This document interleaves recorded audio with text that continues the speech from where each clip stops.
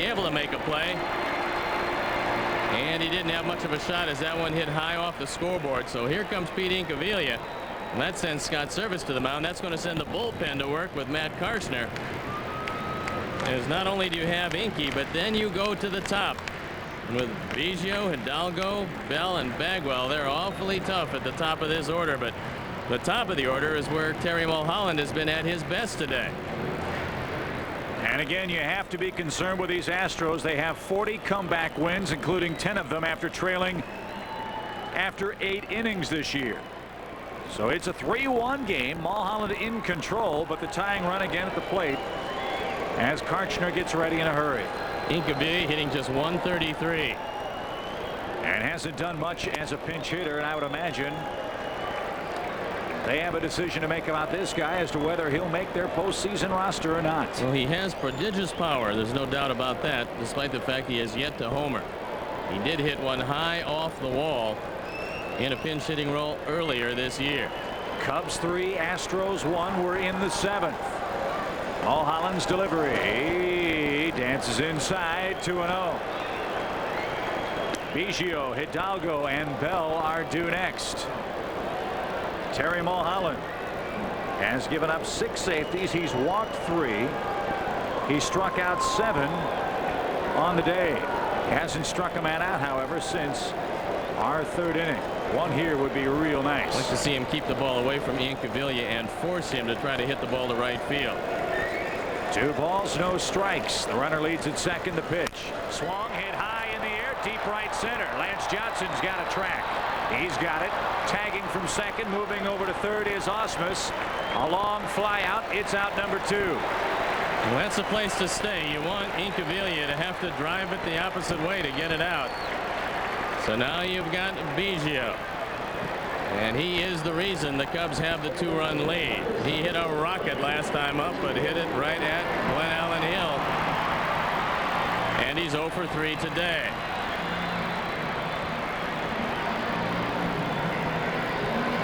Biggio has struck out twice. He's lined out once. A 3-1 game. A big run for the Astros at third now with 2 outs in the 7th. Giants crushing Colorado 5-0, and they have the bases loaded again. The pitch. Line. Morandini speared it from his knees. He got him. What a play. Folks, send that Gold Glove to Wrigley Field for second baseman because Mickey Morandini really deserves it. Biggio robbed again, and the Cubs lead stays 3-1.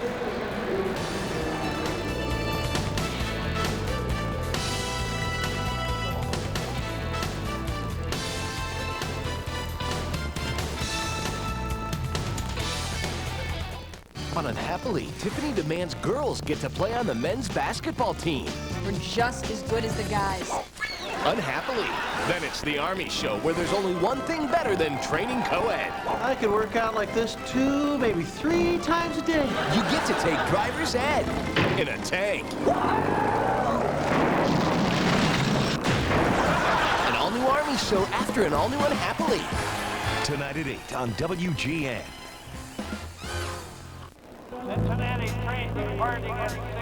With days scheduled down to the minute, no one has time to wait for prescription refills. But with Walgreens' new 24-hour Touchstone pre-fill system, your refills are pre-filled. Just dial the number on your prescription bottle, set your pickup time, and keep your day right on schedule. Your prescription will be ready at 6:45. Refills that are ready when you are, only at Walgreens. Join Cubs players, coaches, and broadcasters for the 14th Annual Cubs Convention, January 15th through the 17th at the Chicago Hilton and Towers, sponsored by Pepsi-Cola. Enjoy autograph and photo sessions, hitting and pitching clinics, special events just for kids, and much more. It's the greatest off-season event in all of baseball. For more information, call the Cubs Convention hotline at 773-404-CUBS. Or to reserve your room at the Hilton, call 312-922-4400. Nobody does it like you. A revolving brush or 5 rotating brushes, a manual hand tool or one powered with 2 more brushes. The choice is easy. Nobody Steam Vac Ultra. does it like you. Well, Steve, we've seen Mickey Morandini all year, and of course we're biased, but if he does not win the Gold Glove at second base this year in the National League, they ought to get rid of the award. He's made only 4 errors all year, and that one might have been certainly a run saver and maybe a game and momentum saver as well, as he robs his counterpart Craig Biggio. This is such a big play because you got Biggio on a 3-2 game if Mickey doesn't come up and spear this one. It's a one-hop rocket. Mickey from his knees gets the out at first base. The Cubs still with a 2-run lead in place. And Mickey Morandini, who's had a magnificent year defensively, deserves the Gold Glove certainly when you consider that all year long, and he's played in 153 games, he's made just 5 errors.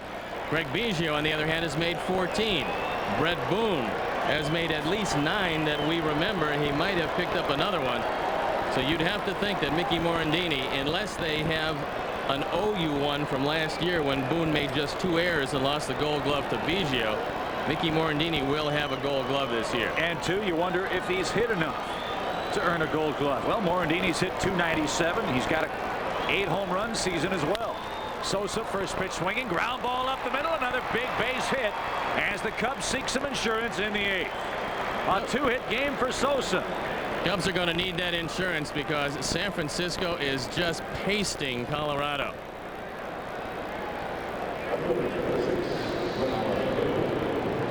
Sammy keyed the rally yesterday with a base hit, and he's trying to do it again today. Takes it right back up the middle. He's 2 for 4.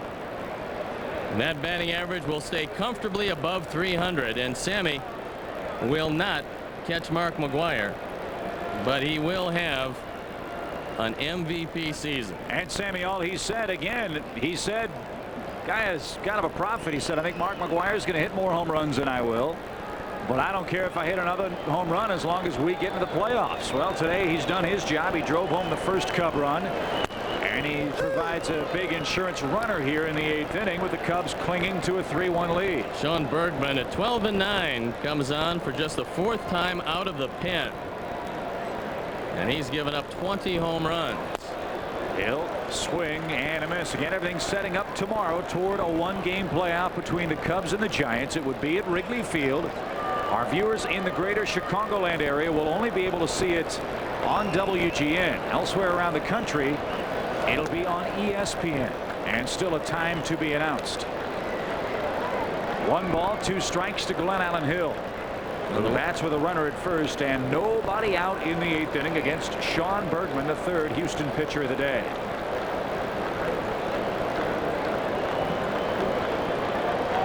Bergman with 8 wild pitches this year, so Sosa has to watch anything down. Bergman throws a lot of breaking balls. Many of them end up in the dirt, and the Cubs looking for an insurance run. And when they look up on that board and see a 6-0 score at this point with still plenty of time left, they could certainly use a couple more here. 1-2. Well, I've got bad news. It's 7-0 now. They kicked the extra point. Well, the Giants have won 9 of their last 10. They have certainly closed with a flourish, and in this wonderful, magical season, it would seem only right that after 162, the Cubs' fate still would not be decided. Well, it's amazing. They were dead in the water were the Giants. A little roller swinging down the third base line. If it stays fair, that's trouble. Come on, ball, stay fair. Hit the bag. Hit the bag. It's foul. The ball couldn't hear you from up here. Well, I'll shout a little louder if you want me to, partner. So Hill fouls down the left field line. And this took a long time to finally roll foul. There's nothing Barry can do. He just has to let it roll, watch the spin, and then pick it up. So Sammy back to first. The count now 2-2. But the Giants on Monday were 4 games out. They were 5 games back September 17th. They were left for dead. How quickly things have changed. Mostly because the Cubs and Mets could not win winnable ball games. Well, when they went down to Arizona, lost 2 out of 3 to the Diamondbacks, it looked like the season might be over for the Giants, but Dusty Baker and the Giants have never quit. And now the Mets are going home. And the question is, will both of these lead hold up? Cubs are up 3-1. Runner at first, nobody out in the 8th. And it's strike 3 call on the outside corner. Bergman strikes out Hill for out number 1. And as Gary Gaetti stands in, we'll remind you that our senior producer director of Cubs baseball is Arnie Harris. Today's game produced by Pete Toma, our associate producer Mark Brady. John Walgren, a contributing producer today. Kim Fields, our coordinating producer, and the executive producer of WGN Sports is Bob Vorwald. There's a lot of heroes on this Cub team during this season, and one of them is the man at bat, Gary Gaetti, who yesterday was essentially a one-man gang, both with the glove and with the bat. And he's the reason the Cubs are in position to extend this season one more game.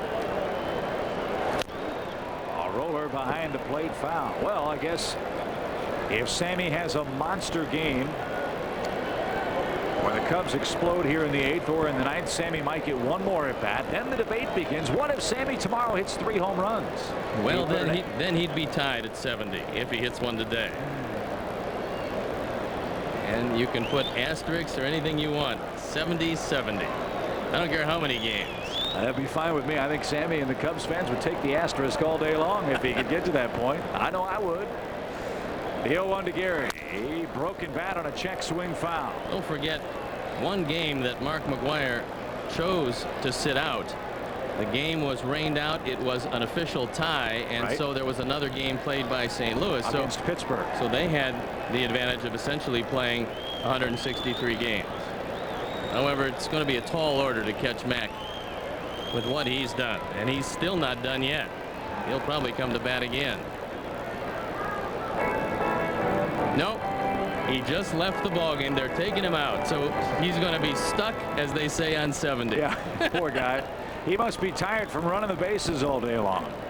But man, oh man, what a record. 70 home runs for Mark McGwire.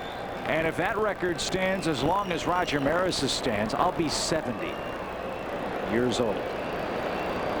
That's scary. I hope I make it. The pitch. If these seasons continue to go like this, I won't make it. It's going to be tough to get to 70. Oh man, what a year. What a year 1998 has been. So many commentators around the country have talked about this being the greatest season in baseball history. I don't know whether that's the case or not, but I sure know it's been an awful lot of fun. Biggio will handle that one at second. Gaetti pops out. And he almost doubled Sammy at first, but Sammy got back. So there are 2 outs for Mickey Morandini. Now Jeff Blauser loosening up in the pen. And Sammy's saying, you got it there just a little late. All he had to do was throw in the and we would have been in business. So here's Morandini.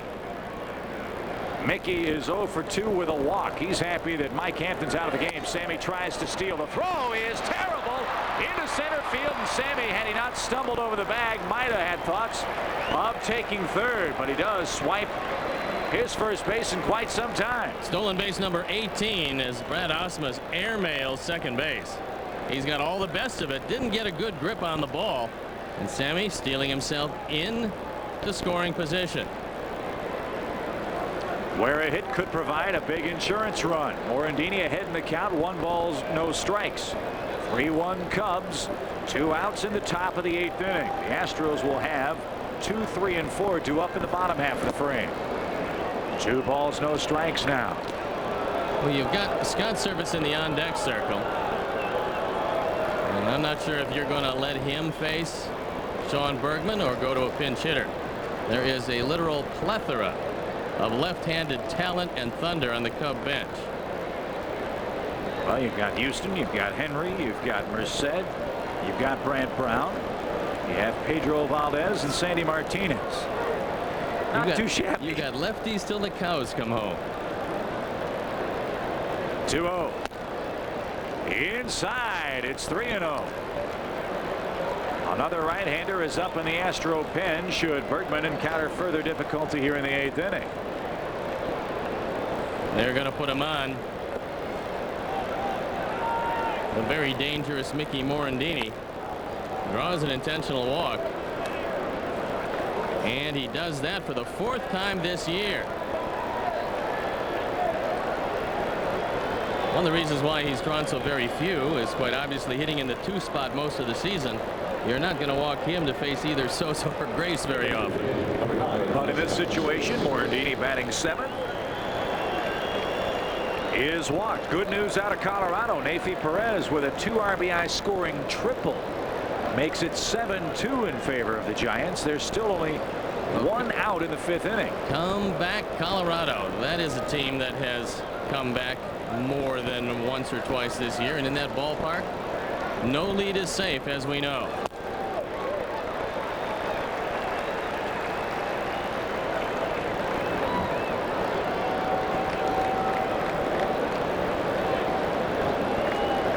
No balls and a strike to Service. A 3-1 game here in the Cubs 8th. 2 on, 2 out. The pitch floats outside. 1-1. So go you Rockies, go. Again, Kirk Reeder, in a report Steve read earlier today, said his elbow's not quite 100%. Well, it's been good enough so far. He's got a 5-run lead. A ball and a strike to Service. Paints the outside corner. Good pitch. 1-2. The Cubs have left 6 on through 7. They've got runners first and second here. Again, the Astros will have Hidalgo, Bell, and Bagwell due up in the 8th. Larry Walker just drove home Perez. It's 7-3. Still 1 out in the 5th in Colorado. That scoreboard watching is fun now, isn't it? And you gotta love Coors. The pitch is outside. 2-2.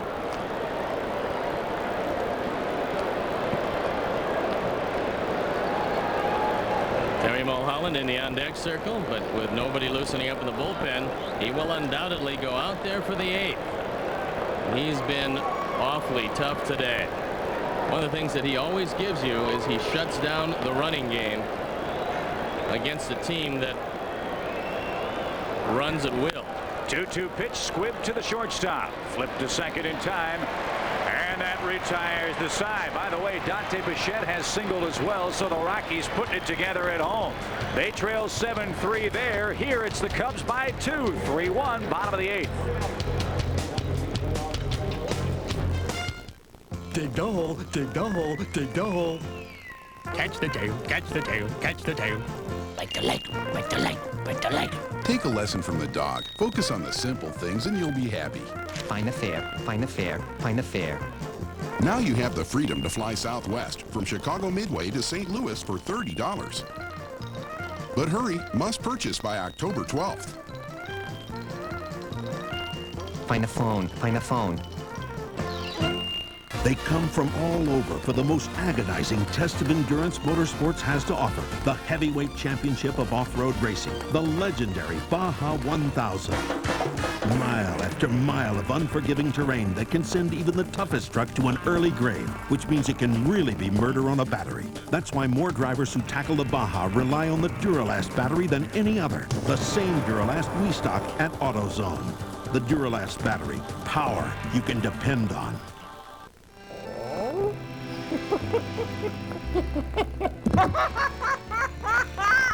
Still paying too much for car insurance? Geico, a 15-minute call could save you 15% or more. At Geico, we get the ball rolling on your claim quickly. Even in the middle of the night. Geico, a 15-minute call could save you 15% or more on car insurance. Top security clearance, cool under pressure, a plan for every situation. MacGyver, weeknights at 10 on WGN. Well, it's a good thing we don't have to face Randy Johnson in this series. It's 3-1 in favor of the Cubs as we head to the bottom of the 8th. Here's a look at our Ameritech playbook. It's Terry Mulholland getting a fastball out over the plate and driving it by Richard Hidalgo. It scored 2 after an error by Biggio, and that's the difference in the game, and that's your Ameritech playbook. So Terry Mulholland, a hero today, and Jose shifts to left field. Jeff Blauser moves in at shortstop, and it's Hidalgo, Bell, and Bagwell, and if anybody gets on Alou here in the 8th inning. So a very tough order for Mulholland to work against in the 8th. Again, the Astros a comeback team all year. The pitch is a quick strike. Good news in Colorado. It's 7-3 in favor of the Giants. Runners first and second, 1 out. John Johnstone pitching now against Vinny Castilla at Coors Field. The 0-1 is a roller, foul, past third. The count 0-2 to Hidalgo. Vinny's been known to hit a lot of dramatic home runs. I hope he throws him a real hard fastball right down the middle, because I know he can't hit that pitch, especially if it's up. Yeah, letter high would be perfect. Ball gets away from the Astro bullpen, so a bit of a pause here. 3-1 in favor of the Cubs. And Stoney, what can you say that hasn't been said about Terry Mulholland? It's one thing to talk about wanting to start.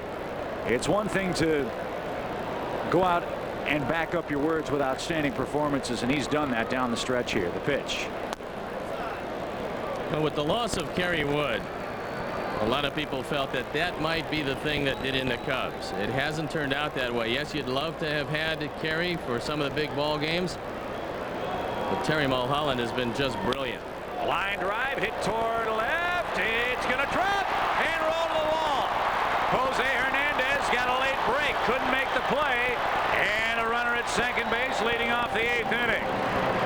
Boy, he was frozen in his tracks, and Hidalgo's aboard. Well, sometimes we talked about it. If the ball is not a fly ball, if it's a line drive, you lose it in the lights just briefly. I don't think Jose saw this ball all the way. It's kind of a looping line drive. Jose tried to make the play. He did get the late start, but the ball got by him, and now Hidalgo's at second for Bell, Bagwell, Alou, and Berry, and the bullpen up in a hurry for the Cubs. They're nursing a 2-run lead. So the leadoff man aboard here.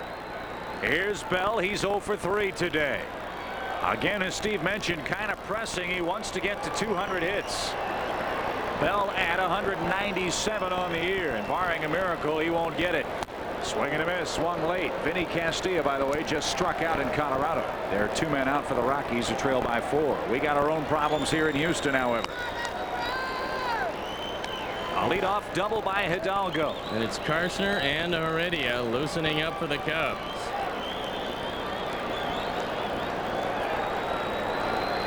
No balls and a strike. Karshner would undoubtedly come in. Heredia is there just in case Larry Dierker has any thoughts of the left-handed pinch hitter. A la Dave Clark or Phillips or Spires or Everett, who can switch hit. And Everett's a much more powerful hitter from the left side.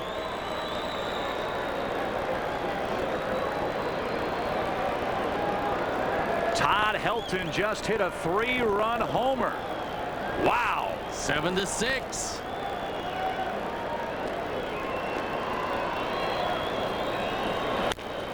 Bouncing ball to second. Big hop for Mickey. Runner to third. 1 away.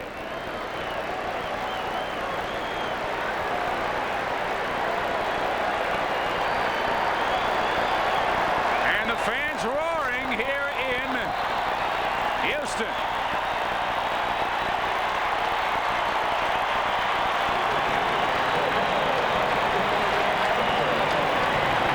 For Jeff Bagwell. Bagwell 0 for 1 with a couple of walks.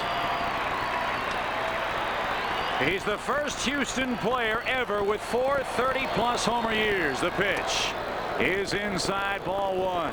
When the infield is back, they're going to concede the run and try to stay out of the big inning.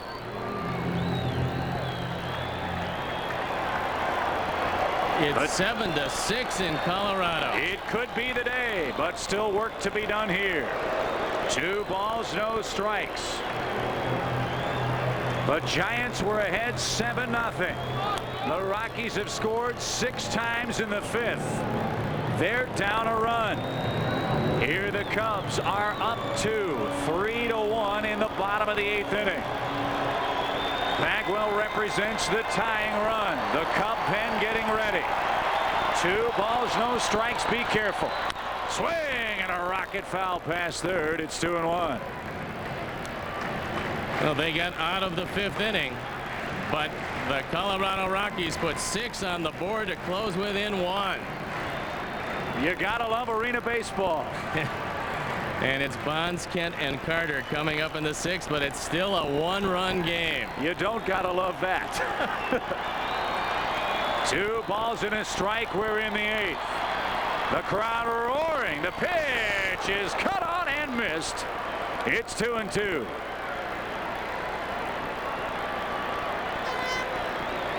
Well, again, we'll be with you should the Cubs win this ball game to the conclusion of the Colorado Giant game, which has gotten a whole lot more entertaining. And things about as entertaining as you can get right here in the Dome. 2 balls, 2 strikes. Swing, ground ball left side through, base hit, run scores, 3-2. Bagwell, what a year, 111 RBI. And even though you're playing him to pull, and even though there was very little room between Gaetti and Blauser, Bagwell hits it hard enough to get it right there. Right by Gaetti. Blauser can't get to it. It's a 1-run game. Phil Regan going to the mound. Now all you have to worry about is Alou and Berry. But Moises grounded into a big double play in the 6th inning. So while Phil Regan heads to the mound to check on Terry Mulholland, we'll pause momentarily to allow our stations to identify themselves. This is America's #1 sports station, WGN, Chicago.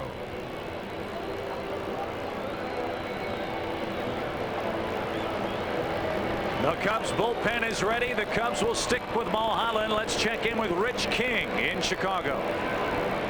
Okay, Chip, back here in Chicago. Good news you mentioned from Colorado. Todd Helton has brought that game a lot closer. Giants had a 7-0 lead, but in the 5th inning, 2 men aboard. Todd Helton rips one deep right center field. It is gone for a 3-run blast. It is now 7-6 after 5. The Rockies right back in the game in the launching pad out there at Coors Field. Let's hope the Cubs can hang on there in Houston. What a day in Major League Baseball. Back to Houston, Texas.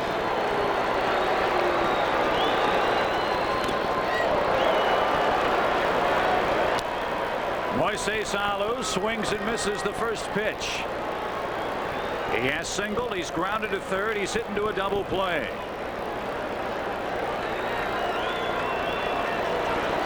The Cubs have turned 2 twin killings today. Another one would be real nice. The 0-1. Swung, belted down the left field line, but boy, he was as out in front as you can possibly get. 0-2. Barry Bonds made an out in the Giants game. But now Curtis Leskanic has to deal with Jeff Kent. Then Joe Carter. Runner at first, 1 out. The Astros have drawn a run closer. It's 3-2 in the 8th. The pitch. Swung and popped out of play. Again, the Astros making the Cubs earn the potential playoff game and the potential wild card bid. They've played it very straight today. And the Cubs and Jim Riggleman trying to scratch and claw another game out here in the Dome. The 0-2. Swing and a miss. He struck him out. Oh, baby, what a pitch. 2 away. His first strikeout since the 3rd inning. None bigger than this one. It was a little slider low and in. Moises Alou can't believe he swung at it, but swing at it he did. He goes down on strikes, and the Cubs need 1 more out to stay 1 run up. And it's Sean Berry here in the 8th. Berry 0 for 3. He is struck out. He's flied out. He's grounded out. Terry Mulholland with a 3-2 lead now. The pitch. Strike called 0-1.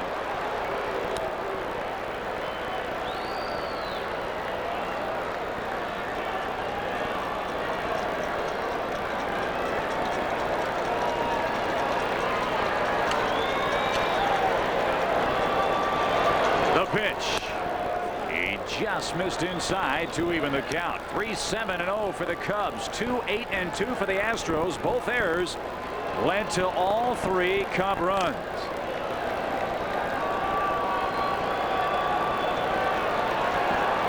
The stretch. The 1-1. Off-speed fly ball hit shallow left center. Blauser out. Johnson in. Can't find it. It'll drop. They're going to wave him. Here comes the throw. It's off target, and the Astros have tied the game. I don't know why Jeff Blauser held onto the ball. You got to get the ball and you got to get it in as quickly as you possibly can. Jeff got the ball and held it, and Mike Cubbage said, "Keep on coming." And Jeff Bagwell, a very aggressive base runner, never stopped.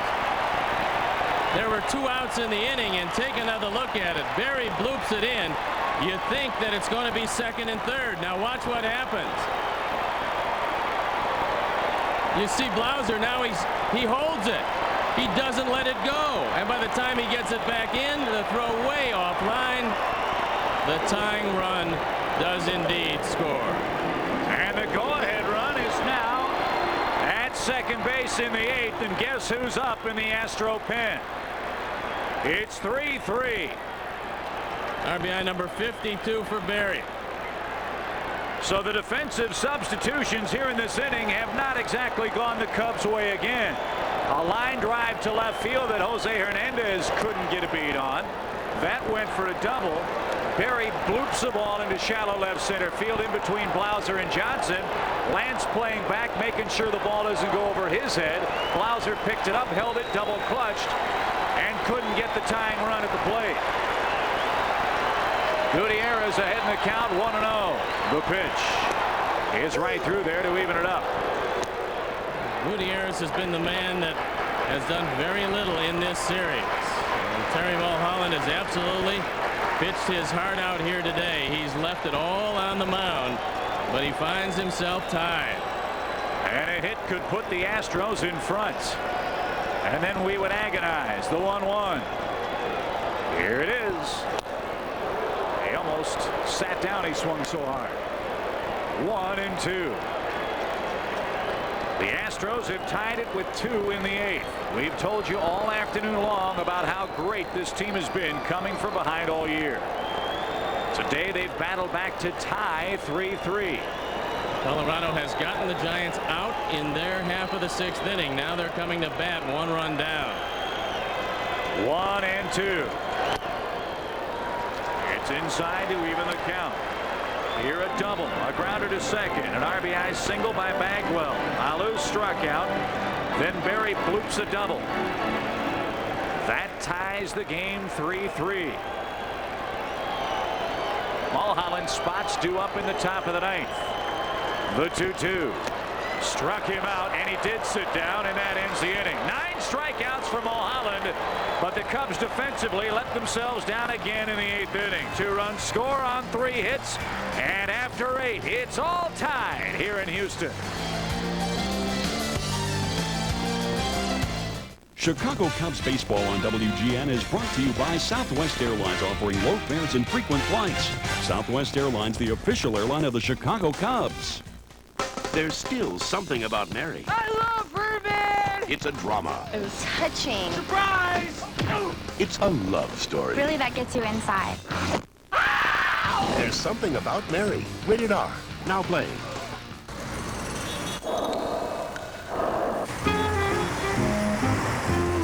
Can't get enough peanuts?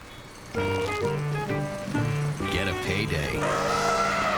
Sweet caramel and tons of salty peanuts. That looks tasty. It's a Big King. I got this one for free. Gonna eat them both? Not if you let me play baseball. Baseball? So am I, Coach. What position? Shortstop. No, second base. And I want a bat, too.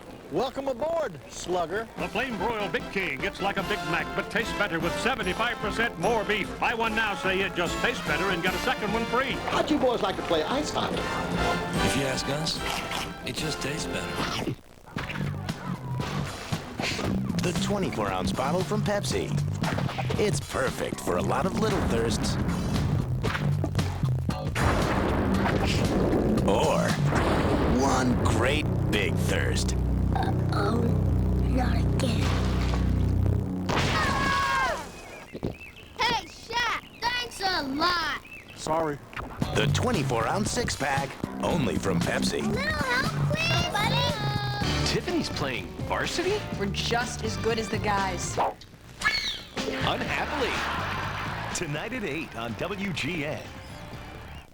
Well, an instant's delay cost the Cubs the lead, perhaps. 3-3 our score. This was the Cubs bench reaction.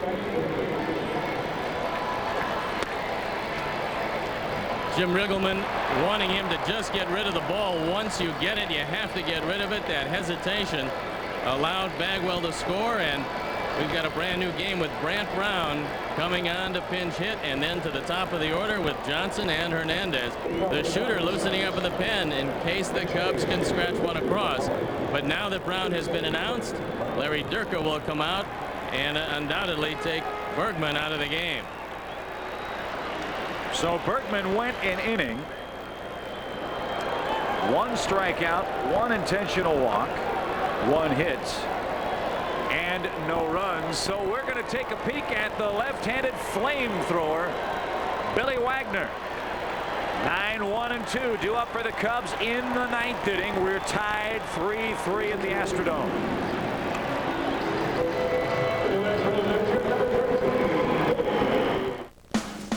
Only one news team brings you Chicago's very own news. WGN News. Local news that makes a difference to you. Chicago's very own. Reporters who know Chicago with years of experience covering Chicago's news. WGN News. And when local news breaks, we'll bring it to you live. Chicago's very own. It's Chicago's news. Clear, fair, plain and simple. From the one news team that knows Chicago. Chicago's very own. WGN News at 9.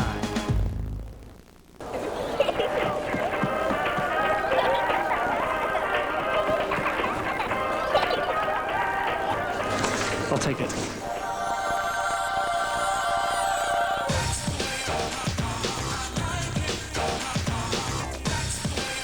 Feel like you're in heaven now. Get a cashback bonus award later.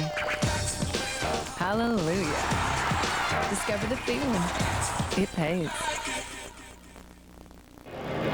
3-3 as we get set to start the top of the 9th inning. Billy Wagner is on for the Astros. And friends, mark your calendars now for the 14th annual Cubs convention. It will take place at the Chicago Hilton Towers January 15th through the 17th, 1999. For reservations, dial 312-922-4400, and for tickets, 312-831-CUBS. Here's a look at Billy Wagner at 4-3, RA 275 on for the 58th time. And he is a blazer. 96 strikeouts in 59 innings. He has occasional control problems. He has given up 6 home runs. And Matt Mieske will come on to pinch hit before the Cubs move to the top. So it's Mieske for Brown, who bats for Mulholland, who pitched a great game. The pitch is outside, ball 1. Well, hopefully what will happen to Wagner here is what happened to him against the Mets. Remember the dramatic comebacks that New York mounted against him? Maybe we'll have the same kind of luck today. The pitch is rocketed foul. By the way, Colorado has a man at first with 1 out in the 6th. Rich Rodriguez coming on for the Giants, as they have seen a 7-0 lead get trimmed to 7-6 at Coors Field. If the Cubs win and the Giants lose, the Cubs are in the playoffs. If the Cubs lose and the Giants win, they're in the playoffs. That's right through there, 1-2. If both teams match wins or losses today, there's a 1-game playoff tomorrow in Chicago. And that fastball at 98 miles an hour. You don't have to get much of it. Just put it in play. Get the head of the bat out, and it will rocket somewhere. 1-2. Breaking ball hit toward short. Gutierrez, good play from his knees. He'll gun him out. Well, after a tough day all the way around for Ricky Gutierrez, he makes what could be a game saver right there. That's an outstanding effort by Gutierrez. And we've seen him throw guys out from his knees before, but that's a long throw from shortstop when you're on your knees. Great effort, and Mieske bidding for a base hit comes up short.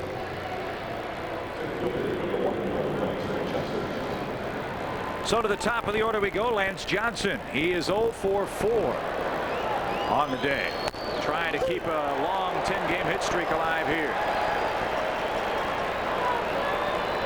Wagner getting it up there very, very well. Lance 1 for 2 against Billy Wagner this year.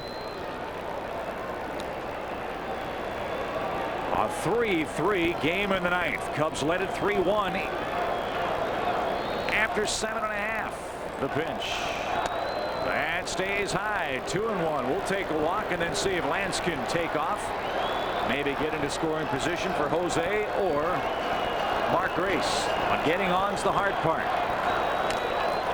That caught the umpire. Ouch. 2-2. I've got Mark Hirschbeck flush in the mask. Lance trying to get on, then use that great speed to score the go-ahead run. Blazing fastball. Well, right square off the mask of Hirschbeck. Wow. 2-2. It's high with a fastball. Count moves full. 3-2.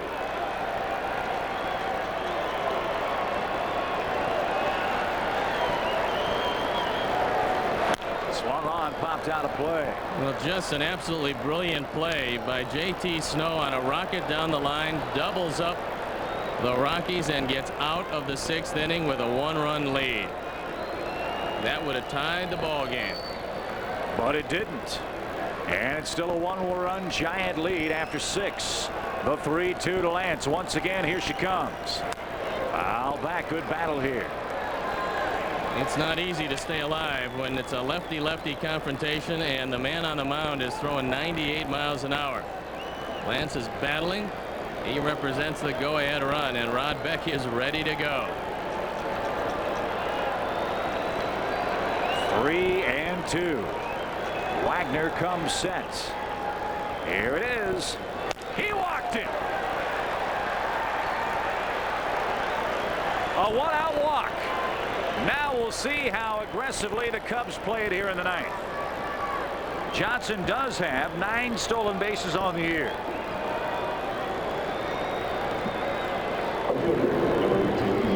Well, you have Jose, then you have Mark Grace, and the Cubs needing another base runner to get to Sammy Sosa. Mark McGwire hit an even 70. Yes, he hit 2 yesterday. He hit 2 today. Here's Jose. The stretch and the pitch. Cut on late. 0-1. Lance has got to watch the Wagner move to first base. It's not a great move, but it's good enough to get your attention.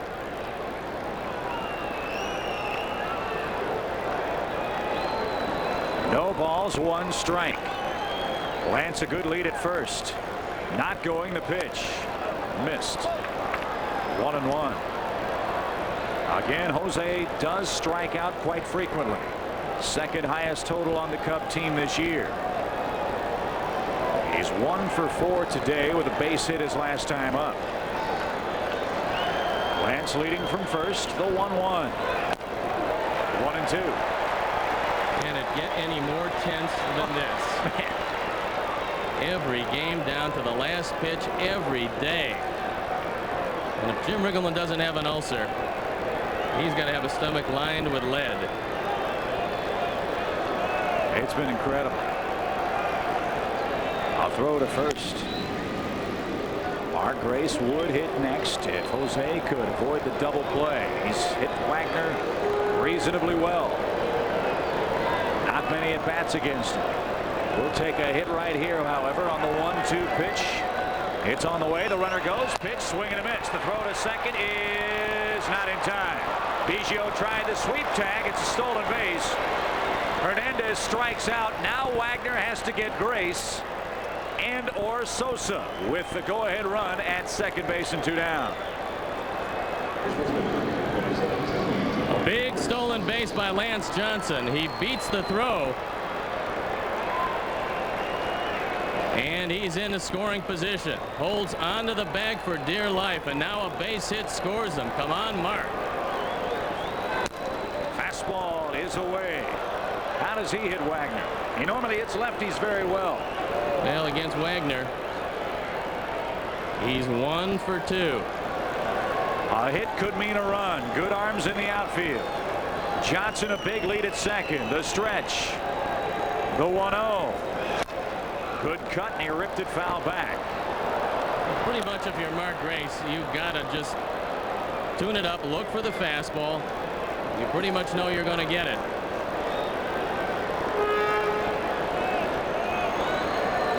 And in the late innings, Mark Grace has been awfully tough. A ball and a strike. The pitch.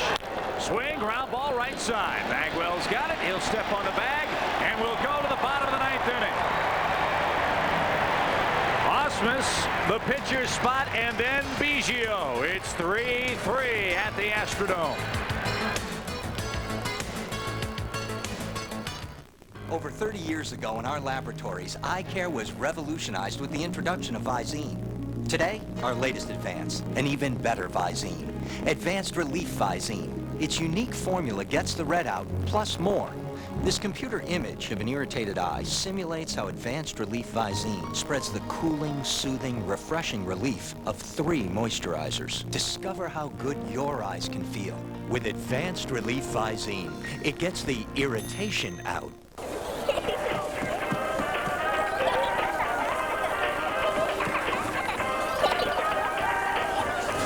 I'll take it.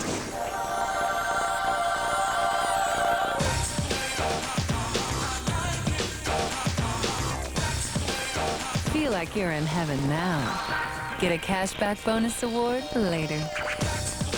Hallelujah. Discover the feeling. It pays. Bud. Wise. Oh boy. Bud. Wise. Wise. Louie, What? just say the line. That's what I'm doing. No, you're not. You're going wise. These are my interpretations of the part. This isn't Shakespeare. You're replacing a stressed-out frog. Hey, Frankie, you know what they say? What? There are no small parts, only small lizards. Nobody says that. I do. I say it all the time. Bud. Wise. Bud. Wise? Well, you got to tip your cap to Terry Mulholland today. He gave the Cubs another brilliant effort. And were it not for a couple of defensive mini lapses, he might have the lead in this ball game. Instead, it's 3-3. Matt Mieske, who came on to pinch hit, stays in the game to play left field, and Rod Beck comes on for the Cubs to pitch the 9th inning. The best thing that works out is this. Billy Wagner's spot's due up second, and he's going to leave the ball game. And I think Scott Ellerton loosening up in the pen. So let's get out Brad Osmus one time. He was 3 for 3 against Terry Mulholland, who was brilliant here today. And it's Dave Clark in the on-deck circle. Osmus 3 for 3 today. And Beck fires a strike. How about Rod Beck yesterday? Became the 5th man in Major League history with 50 saves or more.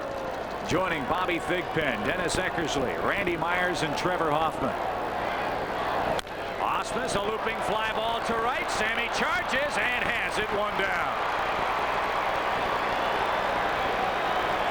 Boy, it is tough to judge fly balls in this place when they don't get that high in the air. They kind of hang, and the roof, of course, plays a big factor, as do the lights. But Sammy charged and made the play. Well, fortunately, to the opposite field, you're playing Osmus shallow, and Sammy was able to get a good jump on it and run it down. So Dave Clark will come on to pinch hit. He was the man who caused the controversy yesterday. He stumbled out of the box, avoided the tag of Beck, got hit in the back with the throw. The tying run looked like it was going to score, but it didn't. And there are the 2 combatants, and they'll hook up here again. Beck went to a first ball, fork ball yesterday. The pitch. Dances down and in. 1 ball, no strikes. Beck had had a funny line. He said, all I know is that I went over, I tagged him, and somebody made an out. Outside. And the Cubs got the win. The 1-0. Oh, strike called. Clark thought it was down and in. He can't believe it. Well, Clark had a real bad start for this team, but lately he's been awfully hot. And the Cubs remember how good he can be with some late inning heroics, as he was one of them. 1 ball, 1 strike. We're in the bottom of the 9th, tied at 3. And Beck misses high. 2-1. You've got Craig Biggio on deck. And with the kind of day he has had, these kinds of innings, these kinds of scenarios terrify Cubs fans. The 2-1. That dances down and in. 3-1. Now you have to make a very tough pitch to a guy with excellent power to straightaway center field. Dave Clark is an enormously strong man. 3 balls, 1 strike. 3-3 game. 1 out, bases empty. Here it is. Bouncing ball towards second. Funny hop for Mickey. He'll make the play. That's a big break. Clark grounds out, bases empty, 2 away, and here comes Mr. Biggio. Looking ahead to the 10th inning for the Cubs, it's Sosa. Most likely a pinch hitter, and then Gaetti, or I think Jeff Blauser in that spot, and then Gary Gaetti.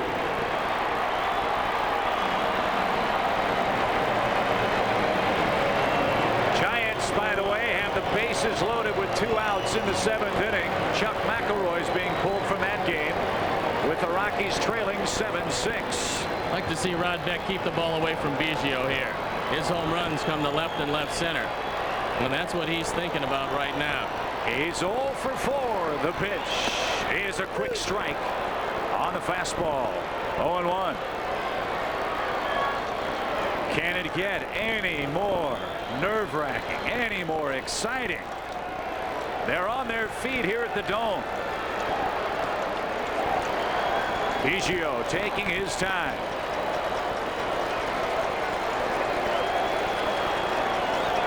Rod Beck ready. Here comes the 0-1. 0-2. He stayed away from him twice. And normally you keep Biggio in the ballpark that way.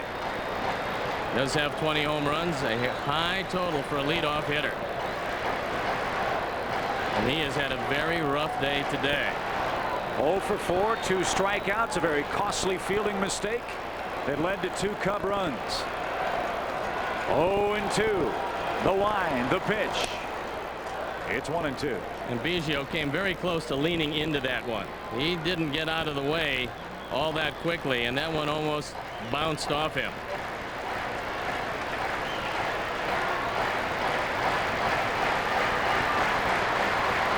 Have not heard the attendance today, but there are a bunch of Houstonians at this ballpark. Upwards of 50,000, we presume. The 1-2 evens the count. 2 balls, 2 strikes, with Hidalgo waiting next. You can understand the care with which Beck works here, for you have a youngster on deck. Tie game, 3-3. Bases clear. 2 men out.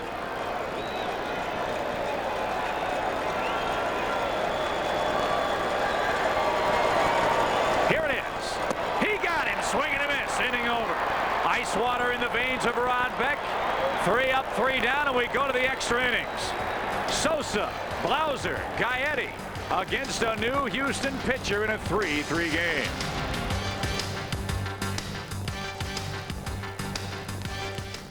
I think the most important feeding is the one that you start in the fall, so your lawn starts to look healthier in the spring, and consequently you need Scott's Winterizer. When I put down Winterizer in the fall, it allows us to develop a good strong root base, and it allows the lawn to endure the winter weather, and you get a real early greening. This grass is beautiful, thick, deep green. People will stop by and say, how'd you do that? Scott's Winterizer gives the grass a kickstart in the fall and makes it really look great in the spring. There comes a point in your life when you outgrow those cute little pickups, at which time you might want to consider something a little more adult. A truck that can run rings around compacts. Dodge Dakota. With more room and more available towing, payload, and power. Magnum power. Dakota. It's time to put away the toys. Well, there's one of the clubhouses here in the Astrodome where we hope to have some sort of a celebration. If nothing else, we'll have some interviews. As if the Cubs win, we at least look ahead to play tomorrow. But we've got some work to do still. It's 3-3. To the top of the 10th we go, and Scott Ellerton becomes the new Houston pitcher. He's got to go right through the heart of the order. Ellerton 1-1, ERA 3.44. On for the 28th time. 2 of them starts. He's a king-size right-hander. Has given up 5 home runs in 55 innings. Fanned 53, walked just 19. And good news in Colorado. Pedro Estacio coming on to work in relief for the first time since April of '97. Got Bill Miller to roll out with the bases loaded. It's a 7-6 game in favor of the Giants, and the 2-3-4 spot due up for the Rockies in a 1-run game. Perez, Walker, and Bichette, the same group that helped put 6 on the board in the 5th inning.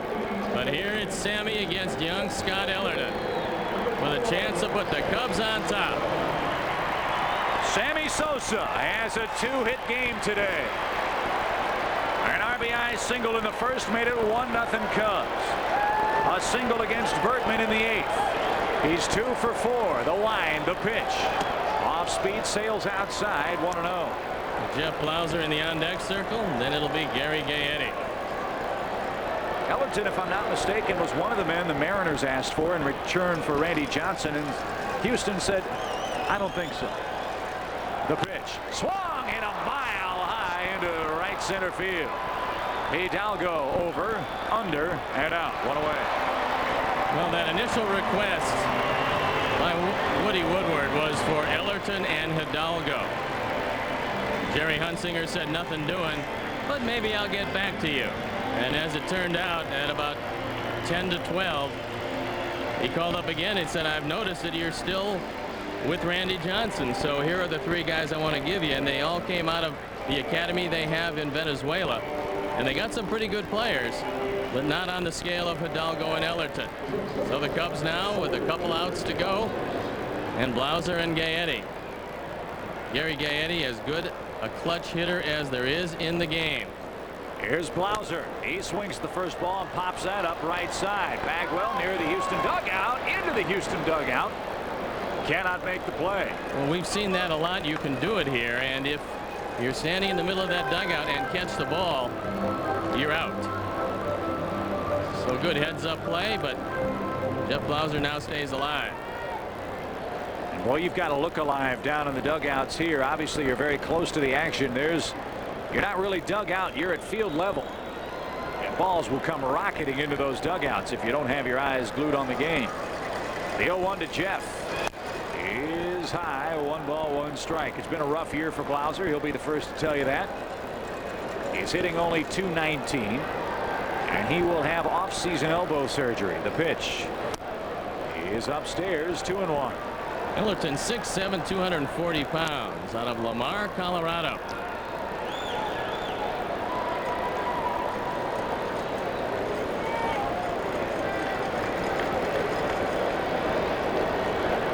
The pitch to Jeff is a strike. The Rockies have their leadoff man on in Colorado in the bottom half of the 7th. Neifi Perez is aboard on an infield hit, and that sets the table for Walker and Bichette. 2-2 to Blauser. Did it hit him? Nope. It was a foul tip and it hit the catcher. So Jeff stays alive. It's 2-2. What a game. What a weekend. What a year.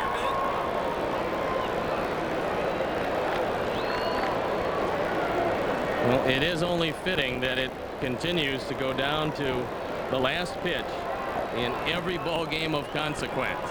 The delivery. Off speed. Strike 3 call.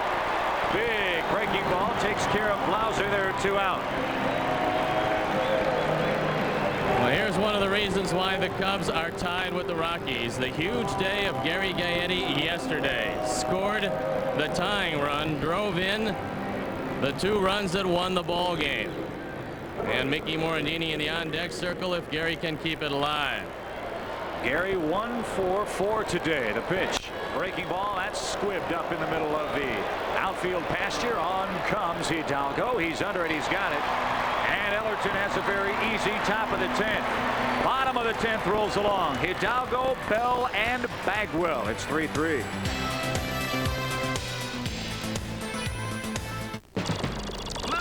Day 1 on the road, in the air, to cover Major League Baseball. It's the year of the home run, my friends. Jack City. We're watching the big boys launch the long-range missiles over and over again, higher and higher. In fact, this ball right here is a ball that Mark McGwire launched into the propeller of the Bud 1 airship, proving that he is the Red Menace.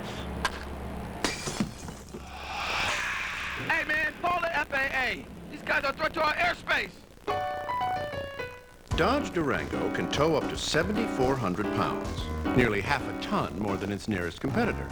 That's 2 extra dirt bikes, 1 more great big water toy, or 1 more baby grand. Hey, my Durango tows more toys. Gonna lose his wimpy towing blues. Oh, yeah.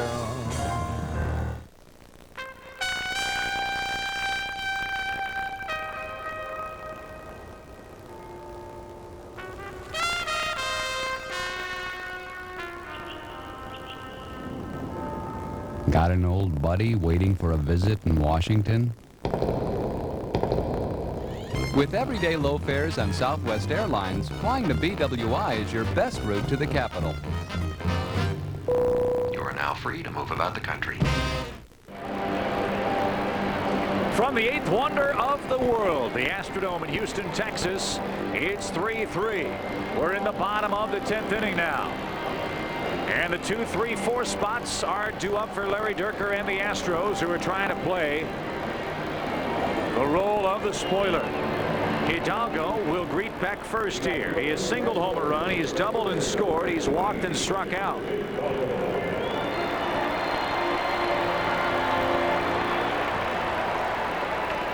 Once again, the calmest man in the ballpark is the man you're looking at, Rod Beck, with 50 saves and just a spectacular year. A little squibber off the end of his bat. Grace Field steps on the bag. 1 pitch, 1 out. I would imagine Beck could work 3 innings. His spot is second in the Cub order. Looking ahead to the 11th, Morandini, Service, and Matt Mieske would be due. But you got to get there first. Well, again, the Cubs have just an array of left-hand hitters on that bench to face the right-handed Ellerton. Billy Wagner worked 1 inning, so he's of no use to them. He's gone. That's always good news. But Rod Beck has got to navigate his way by Bell and Bagwell, and if anybody gets on Alou, and there's one of the big left-handed bats for the Cubs. Tyler Houston looking on as Bell takes a strike. He's 0 for 4 today.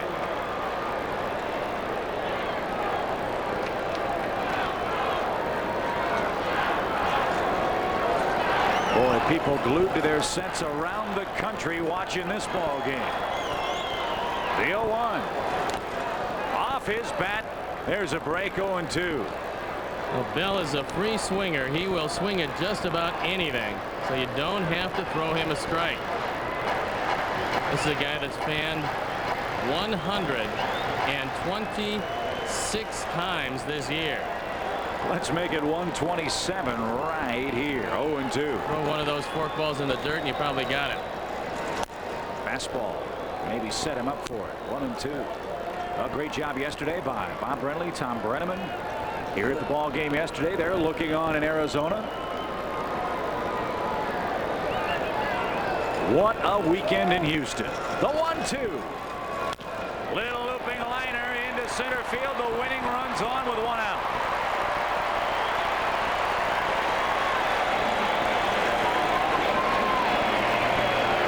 So here's Bagwell.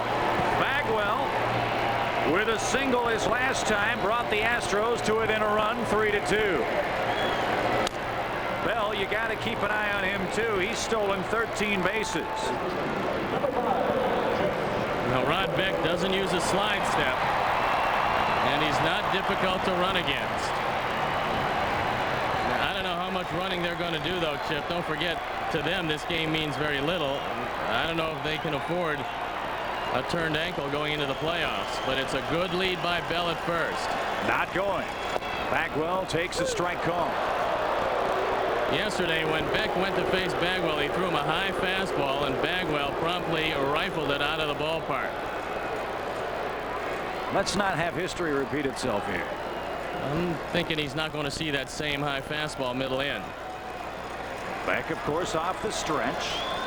He faces Bagwell with a count of 0-1. 3-3, bottom 10. The pitch. Low to even the count.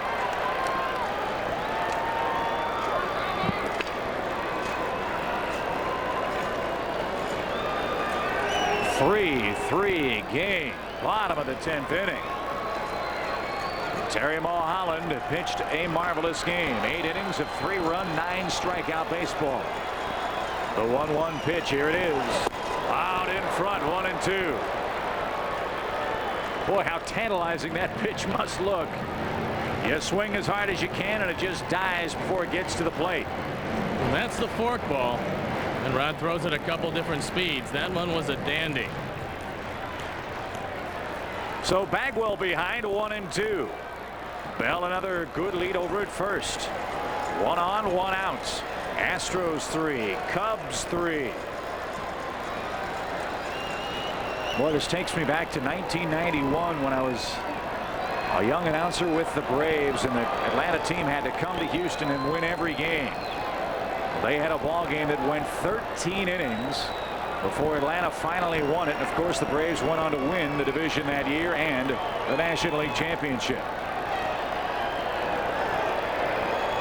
This one's gone into extra innings. Will the visitors win again? We shall see. The 1-2. He just did stay alive. 2 outs in Colorado. Runner at first. Giants 7, Rockies 6. And it's Vinny Castilla against Julian Tavares. I'd have to believe, Chip, that in a normal situation, if this game meant a great deal to the Rockies, they would have run with Bell already.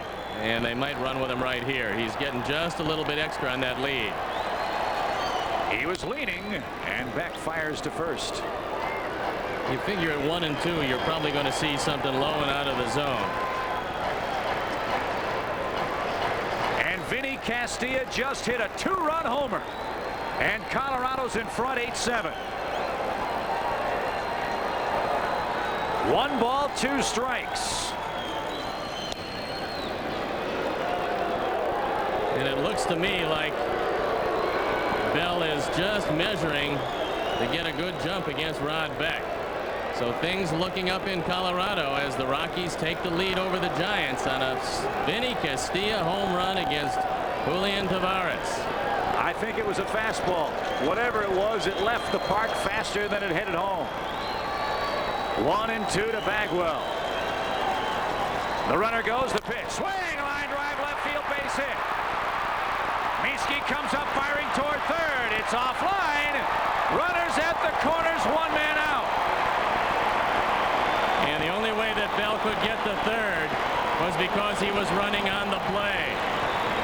So he had measured his lead. He took an extra step, and he beat the Miesky throw to third. So runners at the corners now for Moises Alou. And I'm thinking you walk Alou right here. Driven through the left side. The second hit by Bagwell, and because Bell was running, he makes it into third ahead of the Miesky throw. And I got to figure you walk Bell. You walk Moises Alou and set up the force at the plate. You can't take your chances with a guy who's done it all year long. Might as well leave it up to either Berry or Spires. So we'll see what the Cubs do here. Alou's having an MVP caliber season too. That's the good news. Castilla's come through, and they will walk Alou apparently to load the bases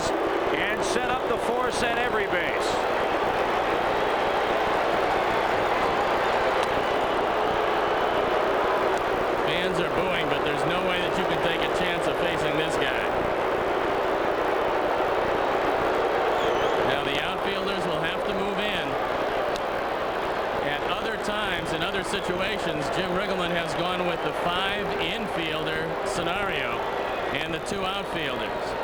I'm not sure if he would do it in this situation on the artificial surface where the ball gets to you so quickly. But Alou will go to first to load him up. Berry will be called back, and Billy Spires will come on to pinch hit. So it'll be Spires for Bogar here. And Spires will hit with the bases loaded, 1 out. And we'll see what defensive tactics the Cubs have in mind here in the bottom of the 10th inning.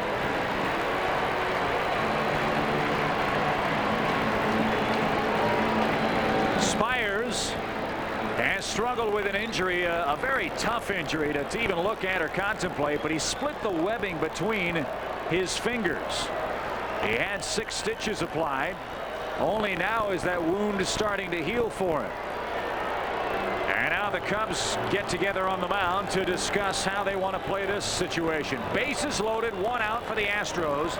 3-3 game in the 10th. Well, they're talking about the defense and just exactly what they want to do with it.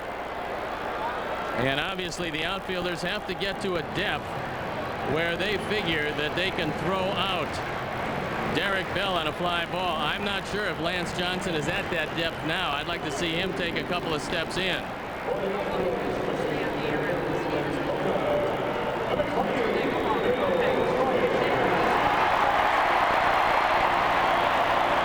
Billy Spires with just an awful year pinch hitting, 0 for 19 with 1 driven in.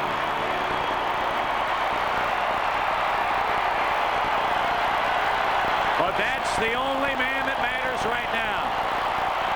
It's a 3-3 game. The dome is rocking. The Cubs playing normal depth up the middle, even with the bags at first and third.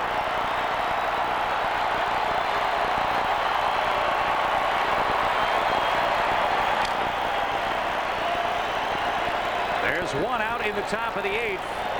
In Colorado, Giants down a run, 8-7. Bichette caught a Bonds fly ball right in front of the wall in left center. Here's Spires, left-hand hitter. 3-3 game to pitch. Did it hit him? Nope.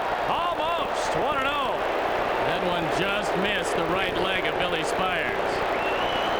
Jim Riggleman pacing back and forth as this inside fastball almost ended it. Boy, how did he get out of the way of that one? I don't know how you even attempt to get out of the way. Just stand there. 1 ball, no strikes. Bases loaded against Beck in the bottom of the 10th inning. The 1-0. Line foul. And out of play to even the count, a ball and a strike. Cubs infield creeping in as the pitch made. A ground ball hit up the middle. The Cubs will try to turn the 2 and send it on to the 11th inning. If you drop this ball game, you turn your attention to the scoreboard and your destiny out of your control. The crowd chanting along, wanting Beck to deliver a pitch within the 22nd mandate. But Spires keeps backing out as well. 1-1. The pitch. Popped him up. Infield fly. 2 men are out. How about that? Spires 0 for 20 in a pinch. And the Cubs 1 out away from living for another inning. And Ricky Gutierrez in the on-deck circle. Now, how terrifying is this? Same exact scenario in Milwaukee the other day. 1 out, bases loaded, pop up on the infield fly. And now the Cubs 1 out away, not from winning the game, but from preserving the game for another inning. Huge pitch by Rod Beck, and 1 more bullet to dodge.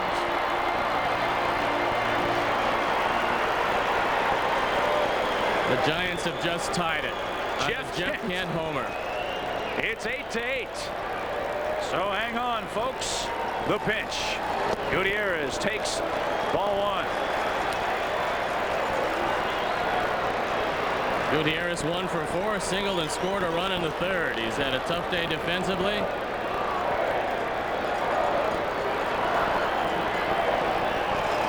The 1-0. Pop back foul out of play.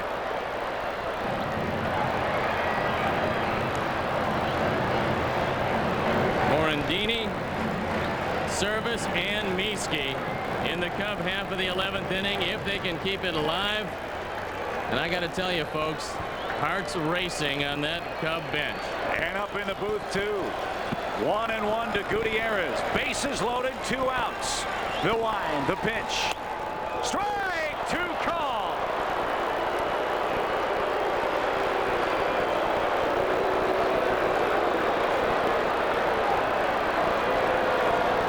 It's 8-8 in the 8th there. It's 3-3 in the 10th here.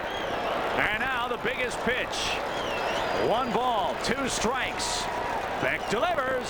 Line center field. Johnson is there. He's got it, and the inning is over. The Astros load him up with 1 out, and Beck somehow, someway, gets out of the jam. We live to play to the 11th. It's 3-3.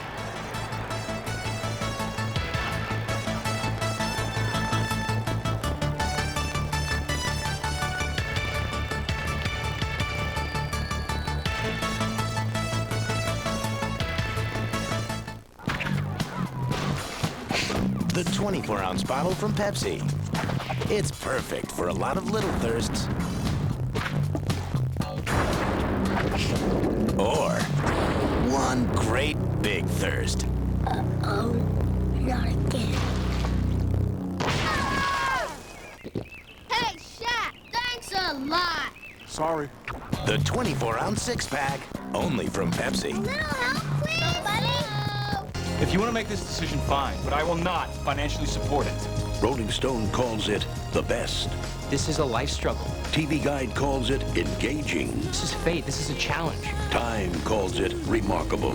Stay in New York or perish. The talk of the town raves USA Today. I had never made a substantial choice in my life. I think I have to stay. Felicity. Tuesday night at 8 on WGN.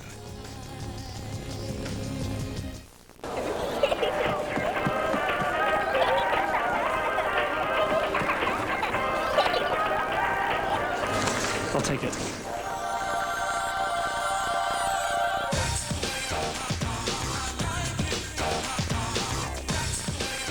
Feel like you're in heaven now. Get a cashback bonus award later. Hallelujah. Discover the feeling. It pays.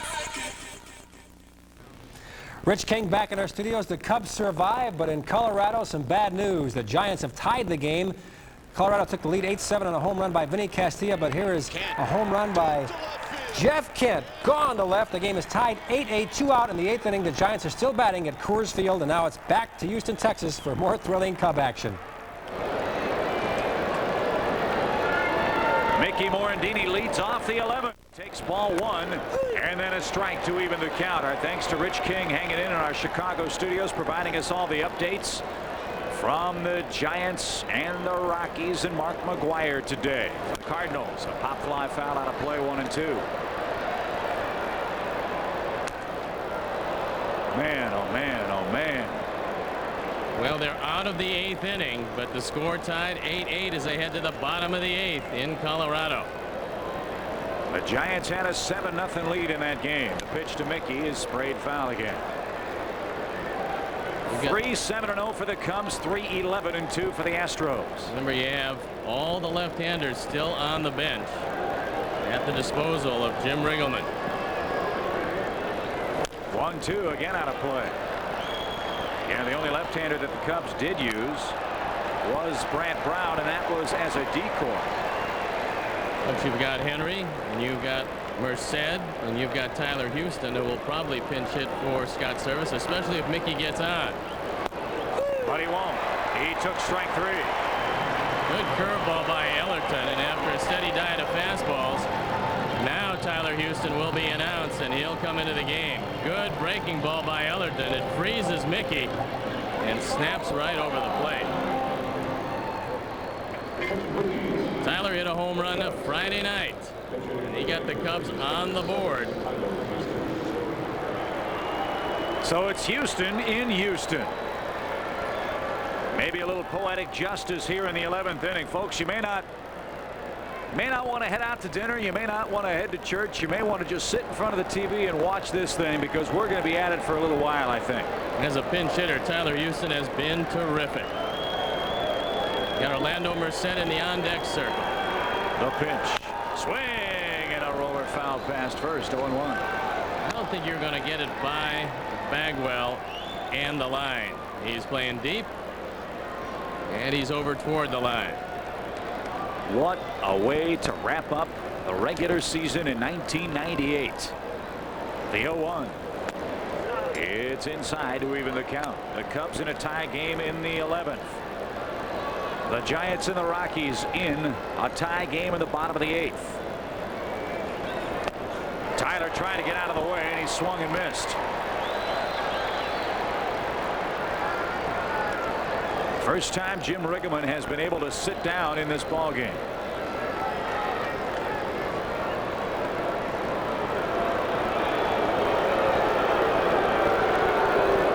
One ball, 2 strikes to Houston. Bases empty, 1 out in the top of the 11th. This kid's got a good curveball, but he missed with that one. It's 2-2. Many in the crowd have headed for home. The 2-2 to Tyler. Struck him out. Took something off. 2 away. And some decision making for Jim Riggleman. You've got your ace closer, and he's thrown 2 innings already. Now there are 2 outs. And how long do you go with Rod Beck? And there's a look at the shooter. A man truly with ice water in his veins, because he's stood out there in the toughest situations and just made great pitch after great pitch. Well, I think you got to go with him another inning. One more, certainly. And hope you live to see the 12th. Or you hope Merced can crack one and you take the lead and give Beck a chance to win the game. Ball 1 to Merced, who pinch hits for Mieske. And that's the question with the struggles of the Cub pen. Who do you go to after Rod if we get that far? That's the decision Jim Riggleman will have to make. Today's a day where everybody's available. You worry about tomorrow when you get there. 3-3 in the 11th. The pitch. That's downstairs to Merced. 3 balls, no strikes, with Lance Johnson waiting on deck. Ellerton has retired all 5 men he's faced in today's ball game. The pitch. He takes all the way. 3-1. He's not taking here, and if he gets that same pitch middle in, he can hit it out. If you're on the mound, you're thinking about keeping the ball away. Orlando, a very good fastball hitter. 3-1. Off the end of his bat, down the left field line, and foul. Bill Spires grabs it in foul ground, and the count moves to 3-2. Colorado has the bases empty, 2 outs, and Jason Bates in the batter's box against Tavares. For San Francisco has Rob Nen lurking in the pen. My partner is just shaking his head. This is fun, man. And Bates lines a ball down the left field line with a 2-out safety for Colorado. Merced just stays alive. It's certainly a lot of fun, and it's certainly nervous time. Not only for those guys, but for everybody wearing a Cub uniform. And everybody wearing a Giant uniform. And Terry Mulholland came up big today. Merced draws the 2-out walk for Lance Johnson. Well, you got to wonder what the Braves are thinking, too. Bobby Cox said in the paper yesterday, he said, look, we could win, knock out the Mets, go home, and not know who we play at the end of play Sunday or at the end of play Monday if everything goes really goofy. Well, they just lined out in Colorado, and they'll head to the 9th at 8-8. With 8-9-1 due up for San Francisco. Here's Lance. Merced a good lead at first. The pitch is strike 1. Lances back to the 40-ounce bat.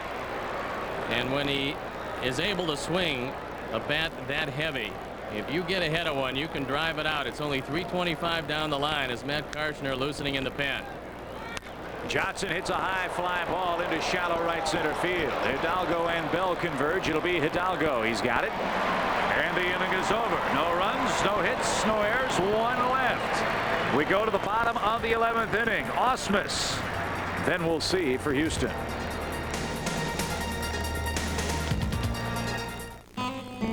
A lot of folks in Johnson City, Tennessee will tell you when you need a part for your car, go to AutoZone. The parts are top quality, the prices are low, and the people are helpful, like Gary Jennings. You see, when it comes to auto parts, folks will tell you Gary really knows his stuff.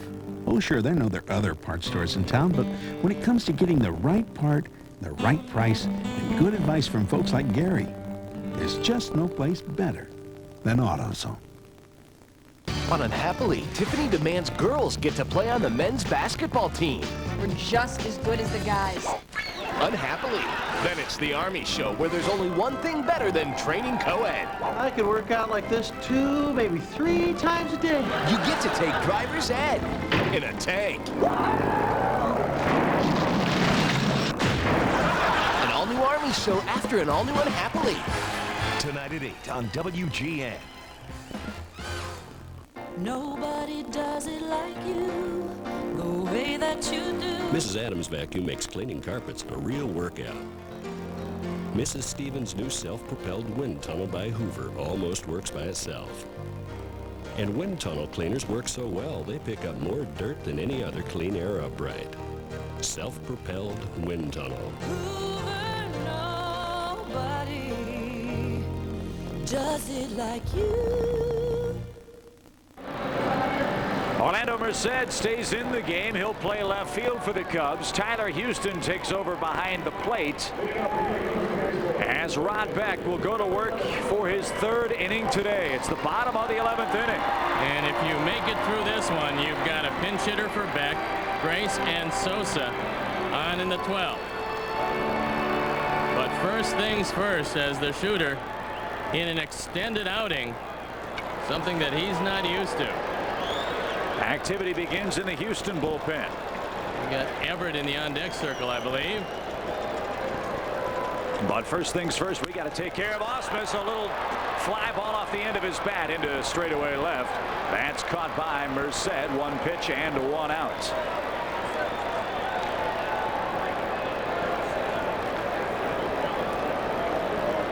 And it will be Everett for Ellerton. And it's Mike Magnante, the left-hander, up in the pen.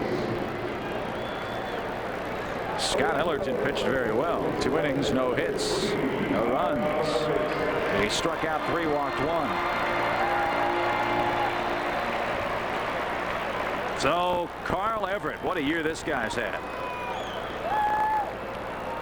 Everett hitting .294 overall, just 1 for 10 as a pinch hitter. And all of his powers from the left side. 15 home runs this year. They got him for John Hudek. Everett with 12 of his 15 home runs as a left-handed hitter, a .299 batting average. Rod Beck working his 3rd inning in Houston. He has really worked up a lather, and that one misses way high. 1 away for the Giants in the 9th. They're tied 8-8. Here it's 3-3 in the bottom of the 11th inning. 1-1. Off speed, popped him up. Will it reach the seats? Gaetti and Houston over near the Cub dugout. Tyler can't make a play.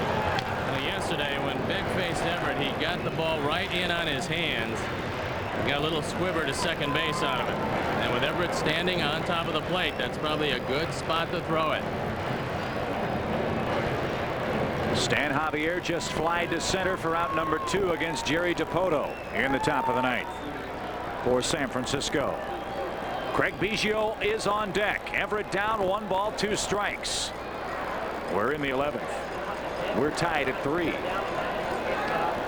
The 1-2. Lined into right. Hit hard. Hit deep. Hit high. Sosa back. It's off the base of the wall. Everett on his way to second. He's going to try for 3rd. Here's the relay. Not in time. A triple.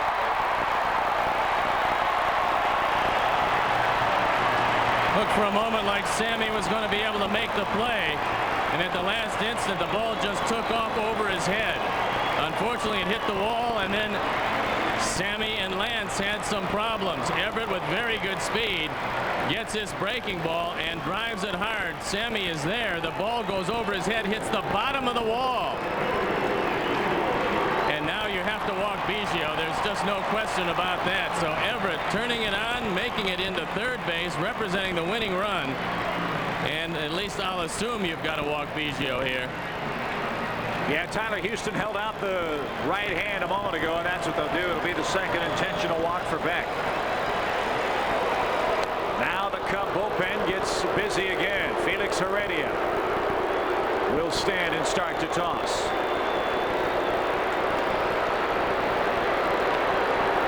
They've got Molesky as a pinch hitter. J.R. Phillips is a pinch hitter. Those are from the left side. They got Tony Eusebio, who's normally a pretty good contact hitter. Let's see exactly what Larry Dierker has in mind. He's got the winning run just 90 feet away, but you cannot risk pitching to Biggio. Colorado is out of the top of the ninth. 3 up, 3 down for Dipoto. They'll go to the bottom half of the inning. 8-8 is the score, and it'll be 2, 3, and 4. Perez, Walker, and Bichette for Colorado. And now Jim Riggleman on his way out to discuss this key situation. Once again, the outfielders have to get to a depth where they feel comfortable enough to throw out Everett, but he's got tremendous speed at third base.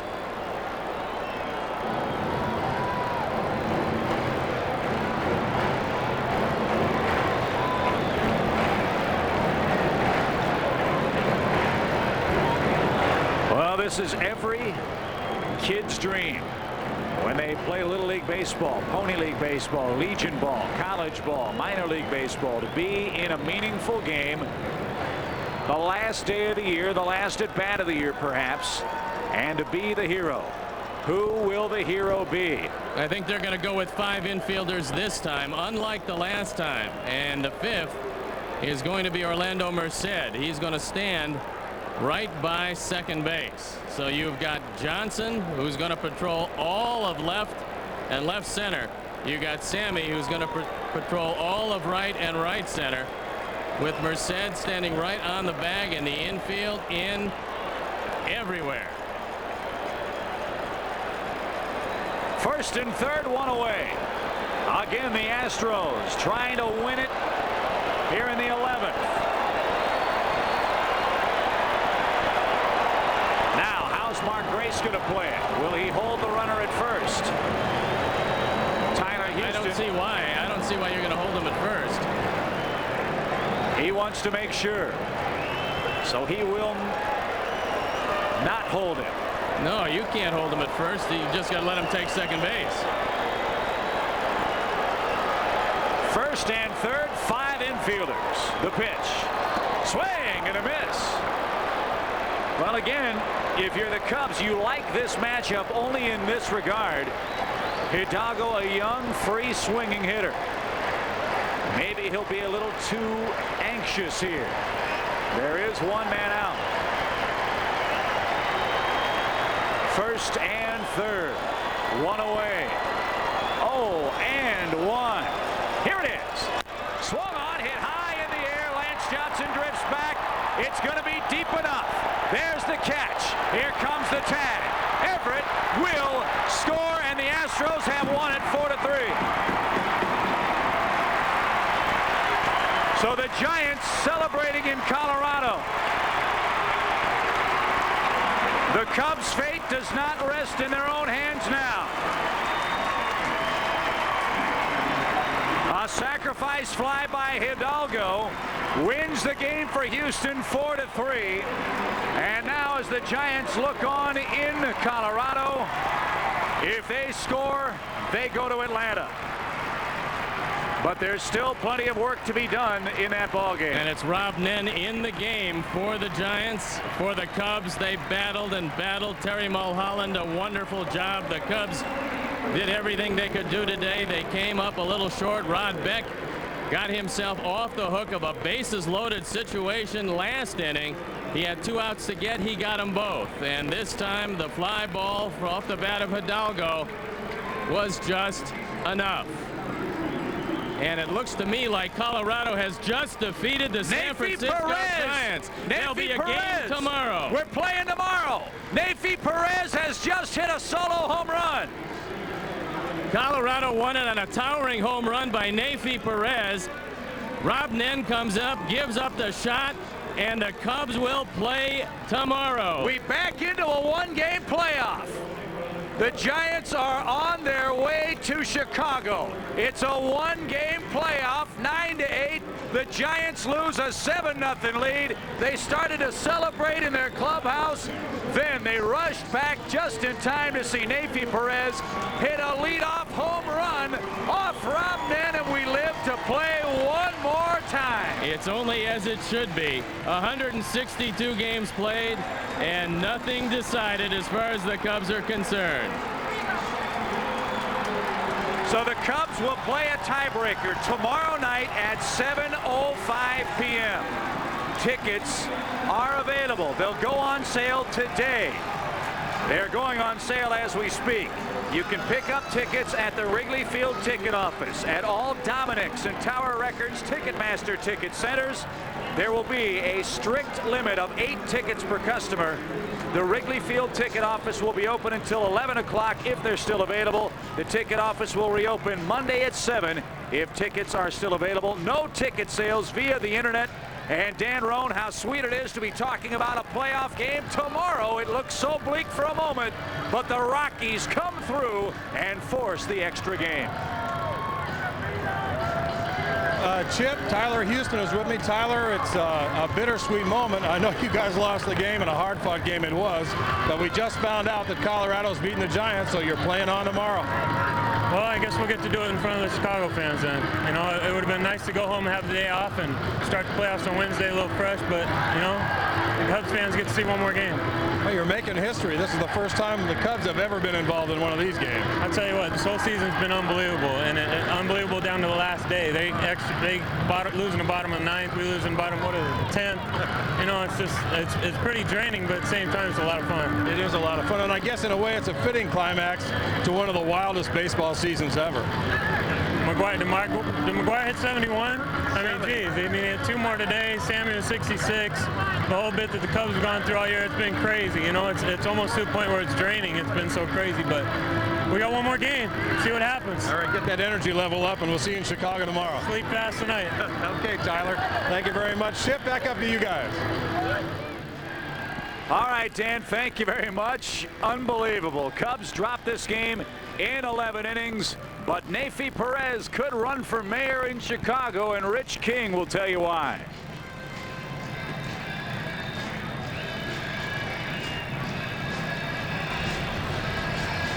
Okay, thank you very much, Chip. Well, it happened in Colorado. Neifi Perez, light-hitting shortstop for the Colorado Rockies infielder. They tied the game. It was 8-8 in the 9th inning. Leading off the inning, Neifi Perez against Rob Nen, the ace of the Giants bullpen. The stopper, here it is. How sweet it is for Cub fans. There it goes, deep to right, way back. It is gone. A leadoff homer, an 0-1 count there in the bottom of the 9th inning. And the Rockies pull off a big one. The final score, 9-8.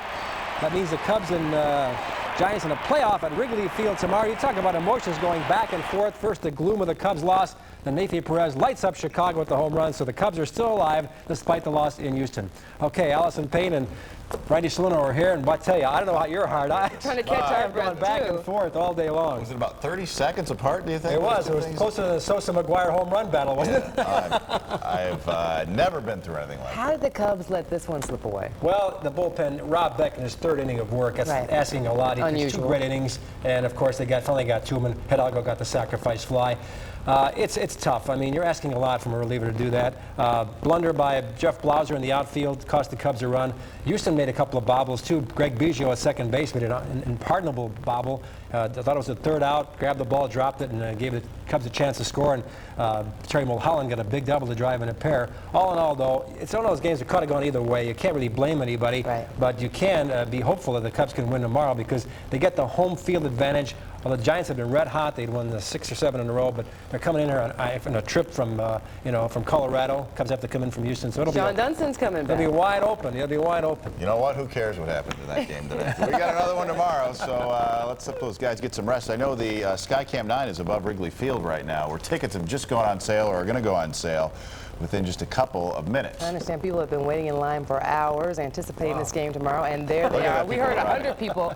I'm sure there are thousands of people out there now. Well, I think there's an 8-ticket limit per person. They're probably right across the street at the Cubby Bear just waiting. Well, the thing is, there are no, it's not like the playoffs where season tickets went out and people had a chance to buy them earlier. So it's the whole house that goes up for sale here. Yeah. So there's probably a pretty good shot for the next 30 seconds of getting tickets. We know the Cubs are going to be tired when they get back to play this game tomorrow, but we've got to hope that the love of the fans, the home field advantage will play a big part in this game against San Francisco. Yeah, the Giants we have a weak pitching staff. The Cubs will go with Steve Trax. I think Mark Gardner would go for the Giants as I see it. I don't know what their lineup will be. But you got to like the Cubs' chances at home. I mean, they hit well at Wrigley Field. The weather holds up. The wind blowing out. Sammy swore behind McGwire right now, but he could close the gap with a couple tomorrow because those records will count for the regular season. If Sammy hits a home run tomorrow, it will count. Rich, talk a little bit about how nerves play a part. The guys have got to be tight out there. It's like it's anything and pressure. So, Brant Brown the other day, that is all pressure. If Brant Brown, if that ball's in April or the first inning of a game, he makes the catch. It's the 9th inning of a big game. He blows the ball in left field, and of course Milwaukee won the game. But it's enormous pressure for these guys. They play 162 games all year long. Comes down to a couple of pitches here and there. You don't want to be the GOAT. You don't want to be let down your entire teammates. So there's enormous pressure in this game. And the good thing is the Cubs have another chance because winning 2 out of 3 in the Astrodome is tough. They won 1 down there. That's asking a lot. Tough place to play. Okay, the slate is wiped clean, though, so we'll start fresh tomorrow. 7 o'clock game for us on WGN tomorrow, in case you didn't hear Chip say it. I know that we have crews all over, but Chuck Coppola is in the heart of Wrigleyville, I presume. I saw him earlier, and they've got to be going nuts down there shortly after they were ready to... after they lost. Yeah. And San Francisco lost. Chuck, bring us up to speed. They've run out of fingernails. They've been biting them all during the game into the extra innings. It's been absolute tension-filled here at the Cubby Bear.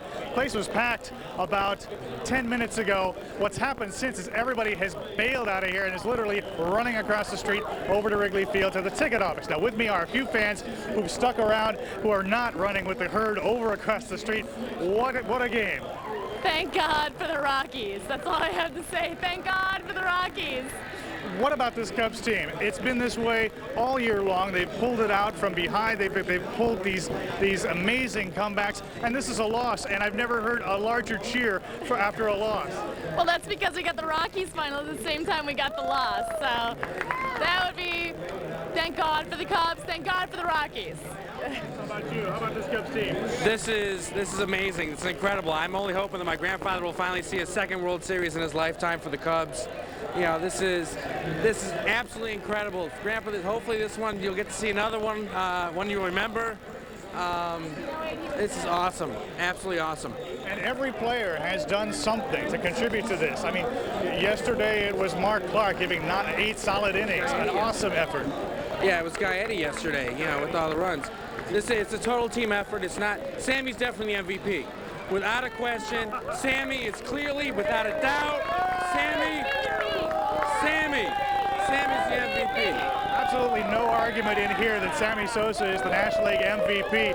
Some more fans I want to ask you, come on forward here a little bit. How about the way Rod Beck stuck in there for 3 innings, not just the 1 inning? He gutted it out for the full stretch. Yeah, he pulled through for us, but I've been telling my friends all afternoon, for Chicago fans, there's no easy money, but there's money, and it's coming tomorrow. You just watch. All right, that's it from here at the Cubby Bear. A very happy group, and a lot of people running across the street after this to Wrigley Field to pick up some tickets. This is Chuck Coppola live at the Cubby Bear. Back to you. Thank you, Chuck. And the nice thing is we'll only have to watch 1 game tomorrow, not 2 at once. That's right. Wow. That's right. That was hard to do. Yeah, it's got a headache. Speaking of tickets, Eddie Arusa is at Wrigley Field where tickets are on sale, and we are sure that the action is brisk out there right now. Eddie? Allison and Randy, it has gone absolutely nuts here in just the last 10 minutes. By mid-afternoon, there were only about 30 people waiting in line for Cubs tickets, and of course they didn't know whether there would be a playoff game tomorrow or not. So there were only 30 people. Now there are literally hundreds, if not thousands of people already lined up around Wrigley Field. Now I have to say, this is a sight, I don't know if you can see it from the chopper, but this is a sight that I'm sure Harry Carey and Jack Brickhouse must be relishing from up above, just to see Cubs fans waiting in line for a postseason tickets. That's an incredible sight. We just got word from Cubs management about these tickets. They're going to be opening up the ticket booths here in just a few minutes. In fact, I already see an open sign on one of the booths over there. They're also going to be selling them at Dominic's and Tower Records Ticketmasters. They'll be going on sale shortly if they're not on sale already. They're limiting the tickets to 8 per person, and the windows here will be open until 11 o'clock tonight. As we said, there are thousands of people that have been running. I don't know if you can still see people running here to Wrigley Field. They're already surrounding the park. An incredible sight.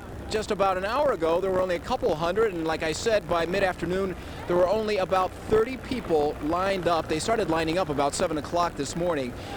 Maybe they weren't quite sure whether this was going to happen or not, and so they waited till the very last minute, and now there's thousands of people waiting in line for tomorrow night's game. Again, the game tomorrow is at 7:05. Tickets are available at Dominic's and Tower Record Ticketmasters and here at the ticket windows until 11 o'clock tonight. We're live outside of a crazy Wrigley Field. Back to you in the studio, Randy and Allison. Eddie, pick up a couple of tickets for us, would you please? Yeah, I'll get in line right now. Get in line now. Let's hurry up and head back down to Houston, where Dan Roan's standing by with Scott Service, I think, where blood pressures must have just been going off the chart, Dan. No question about that, Randy. Scott, how do you feel at this moment after having played an unbelievably tough series and then finding out that you're going to have at least one game anyway? Oh, after that tough loss, we're a little down, but we're excited about the opportunity to come back play in Chicago. You know, Wrigley Field, that's our house. I know the people are fired up in Chicago tomorrow, and we just got to get up for one more game. We'll see what happens. What a tough game today, and really, I mean, there were a couple of weird plays on both sides, but their runs were scored mostly on a couple of shanks to the opposite field. Yeah, it was Terry Mulholland just pitched an awesome game. We were in sync the whole game and made a lot of great pitches, and you know, we didn't make a couple plays defensively, but you know, what can you say? It's just a wild game. You know, it's going to come down late in the game like that, and I don't think it'll be any different tomorrow. I'm sure it won't, and I guess in some respects it's almost fitting that a year like this comes down to a 163rd game. Yeah, it really will be. It'll be something else tomorrow in Chicago. It'll be a big game in probably the history of Chicago Cubs, and hopefully it's going to be a lot of fun, and I know we'll show up and be ready to play. All right, get some rest. Okay. Good luck tomorrow night. All right, Allison and Randy, we'll have more from the clubhouse here in just a couple of minutes. Okay, Dan, we're glad that the mood isn't any worse out there than it almost was. It could have been. We want to run back out to Eddie Aruza, who is out with the throngs looking for those tickets that are about to go on sale or just have gone on sale, Eddie. Randy, like I said, the ticket windows just opened up a few minutes ago, and with me is Dan Lowing, who's been in line since 7:30 this morning or something like that? No. I came in later on in the afternoon. I came down to just check out the karma in the neighborhood and do a few laps around Wrigley Field. And Daniel was doing a lot of laps around Wrigley Field, let me tell you. He kept running over to the administration offices to try to find out whether tickets were going to be sold here, and you've got your 8. I've got my 8, yes. They're down there. This is, well, it's for some friends back in Naperville. And my mom was quite a Cubs fan, and it's quite an emotional day. But did you ever think that this moment was going to come, Dan? No. This is like the garage sale. It's the rummage sale. Both are losers, and we're backing into this playoff game. It is just phenomenal. Okay. I got 4 tickets.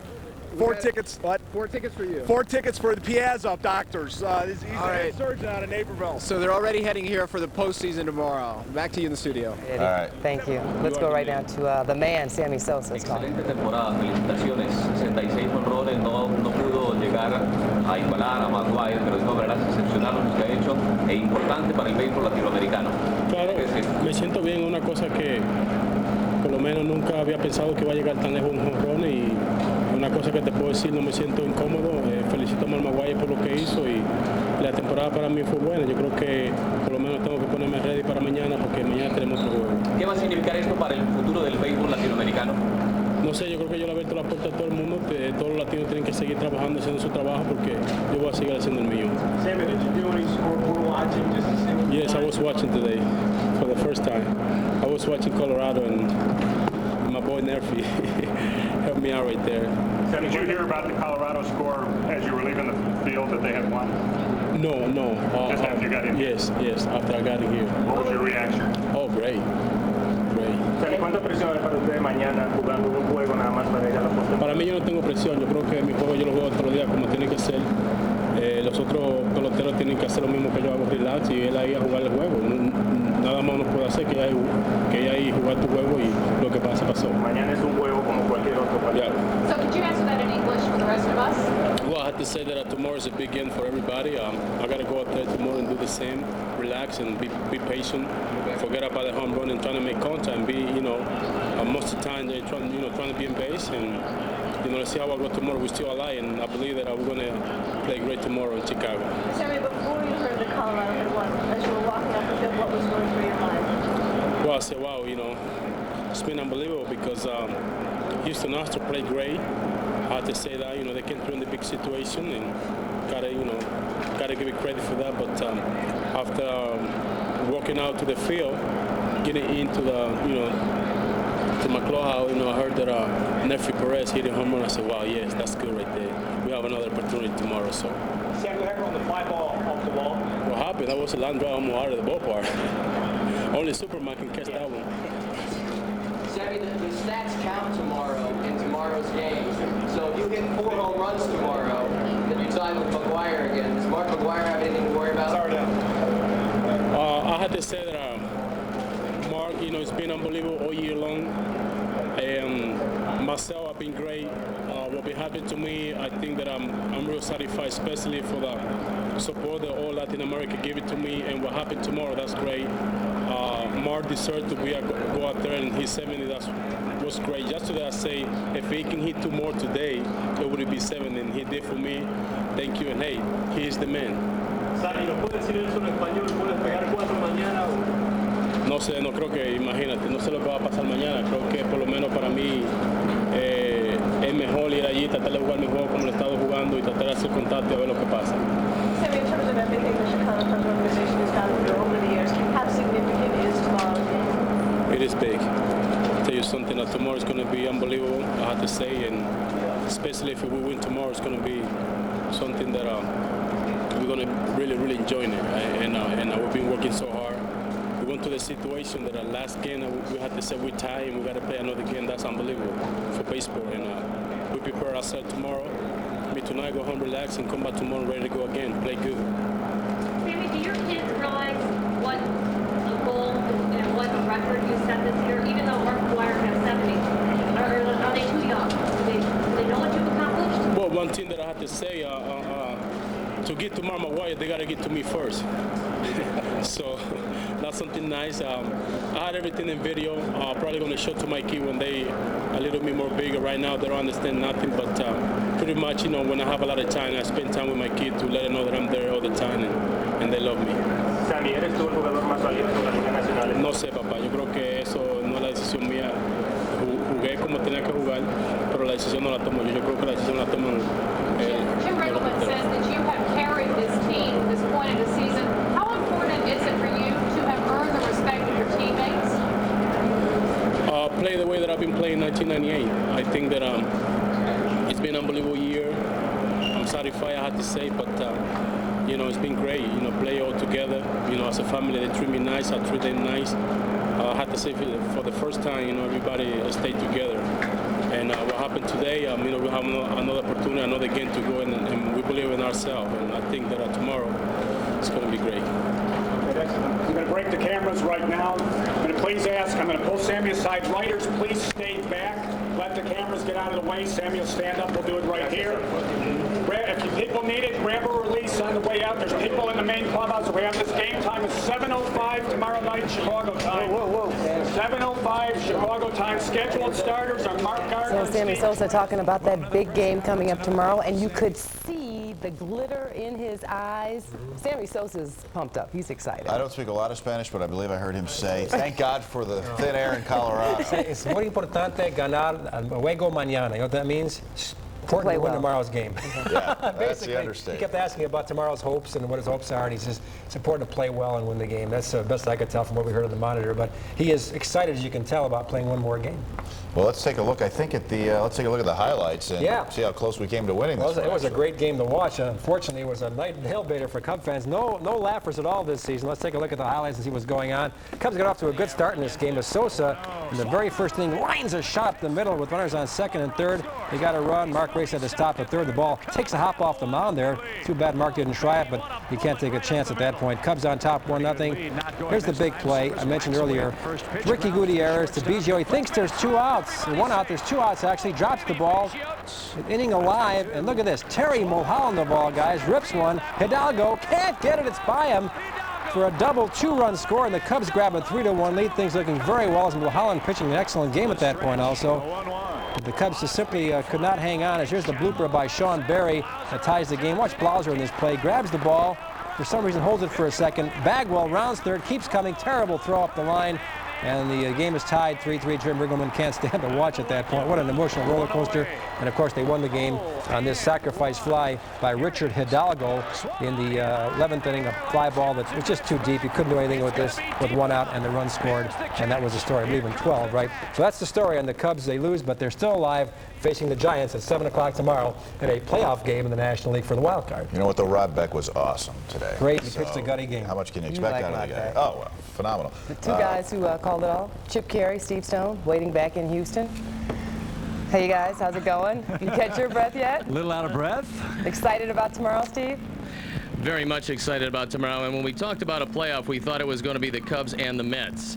We did win one of the flips, however, when Ed Lynch did flip the coin. That win was if we tied with San Francisco, they would come to Wrigley Field, and now we find that we have the home field advantage in a 1-game playoff. It's going to be Steve Traxel going to the mound. We believe it's Mark Gardner for San Francisco. We don't know for sure, but if you have a 1-game playoff, there's no better place to play it than at home, and the Cubs will be very happy to do that, especially after losing this one almost simultaneously. It was about 2 minutes later when Nathy Perez hit that home run and Colorado went on top. And Chip, you'd have to say that it was bittersweet because although the Cubs lost, you could feel a sense of relief coming from everybody down on the field. Well, yeah, absolutely. I mean, the Cubs' faces were long. There were a lot of sad eyes, sad faces, sad body language down there as the Cubs gave away this ball game, lost it 4-3 to Houston. But once they got the word, obviously there was a sense of relief. Everybody kind of took a breath and collected themselves and got ready, or will get ready for that big ball game tomorrow. But again, we've kept saying all season long this has been a year that nobody wants to see end, and at least for another day, it's not going to. The Cubs will battle tomorrow night at home, and I know the Wrigley Field faithful will be awesome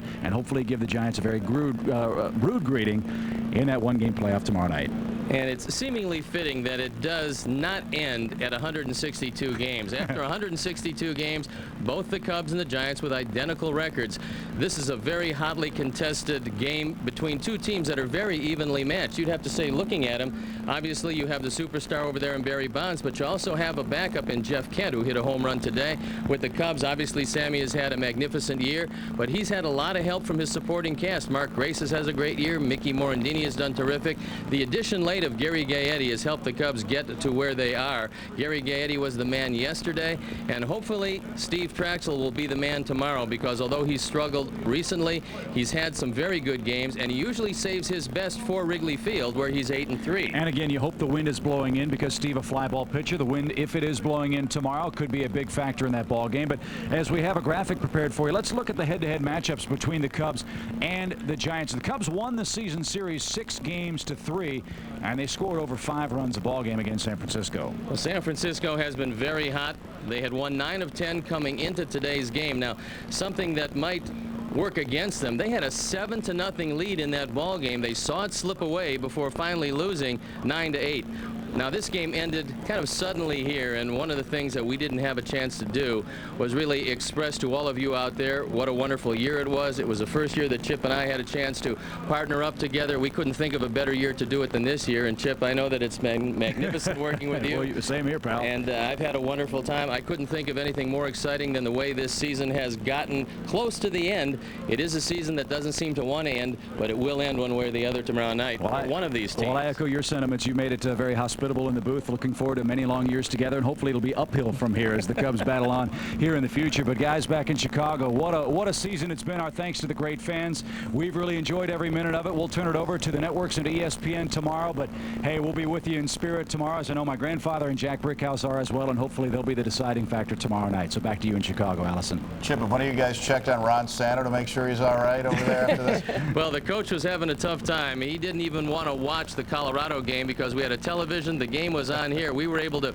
watch both games at the same time. It was a very difficult thing to do, watching as slowly Colorado fought their way back into that one, and at the end, when that ball was leaving the ballpark and I poked Chip and said, Neifi Perez just hit it out, well, it was a tremendous feeling of relief knowing that the Cubs had already lost one. It was kind of like Sammy hitting that 60-second home run. You really felt that momentary sense of joy and elation because we were down up here after the Cubs had dropped this ball game. But hey, we live on to fight another day, and that's the great thing about baseball. There's always a tomorrow, and indeed there will be for the Cubs. Steve and Chip, Rich King back in Chicago. Quick question on the pitching for tomorrow. Steve, especially you. Rod Beck, of course, working long tonight, 3 innings. What's the outlook? You got Traxel, of course, going. What do you expect in the way of pitching momentum in that game? As far as pitching momentum, it's all really dictated by the starting pitchers. You've taken a look at the Cubs, and what happens is if they get a good starting performance, the team looks real sharp. And that's what you've seen over the last probably 2 weeks. On days when the starter doesn't fare very well, then the whole bullpen comes into play. But you're not even thinking about what's going to happen after tomorrow, so everyone is eligible. In fact, I wouldn't be surprised, and I know Chip feels the same way, if Terry Mulholland goes up to Jim Riggleman and says, hey, if you need to get a left-hander out, I'm going to be in that bullpen, and you can use me. We've seen it before. Terry Mulholland seemingly has a rubber arm. He's been magnificent through all of this. When you're looking at unsung heroes and guys that have put you in a position to play that last game tomorrow, don't overlook the contributions of Terry Mulholland, because in any role that Jim Riggleman has asked of him, he's come through and come through brilliantly. Today was no exception. He was a very good pitcher today, and but for a defensive miscue, the Cubs might have won this and might be going to the playoffs right now as we speak. And don't forget about Rod Beck, too. He's the ultimate competitor. He will not be afraid to take the ball tomorrow. Yes, he pitched 2 innings and a third of hard relief today.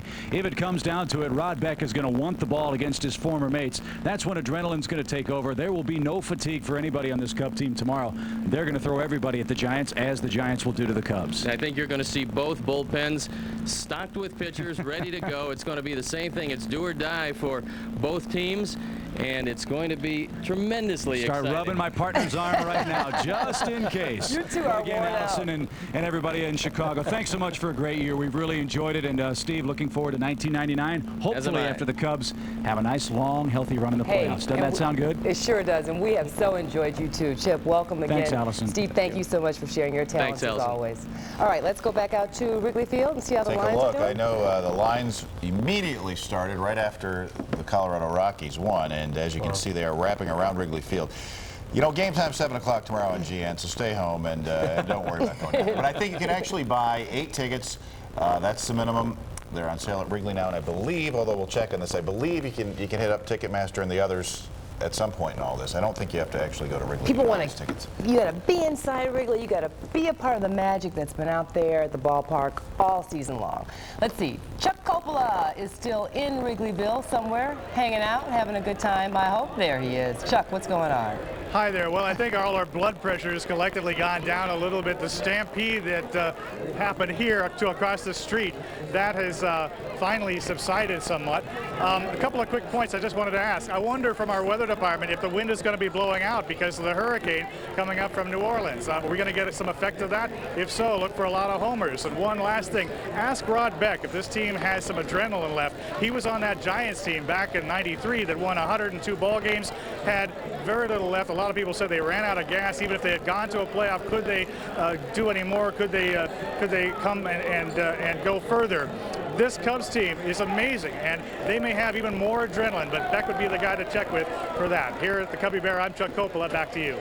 Okay, Chuck, thank you. I'm keeping a close eye on Dan Roan, who's in the locker room. I don't know if he's got anybody yet for us, but maybe we'll check back with Dan. Lots of guys are walking We past. want to reiterate, though, that the game is on GN locally only. Elsewhere, I believe, well, you have to find it for yourself. We don't want to play the others. But locally, it's just on WGN. For a while, there was some question about the game being a night game or a day game. They decided on a 7 o'clock game, obviously for prime time. But what an exciting night at Wrigley Field. Here we are in September, late September now, almost October in playoff baseball. Sammy's chances for MVP now? Oh, I think he's in. 70? I think he's in.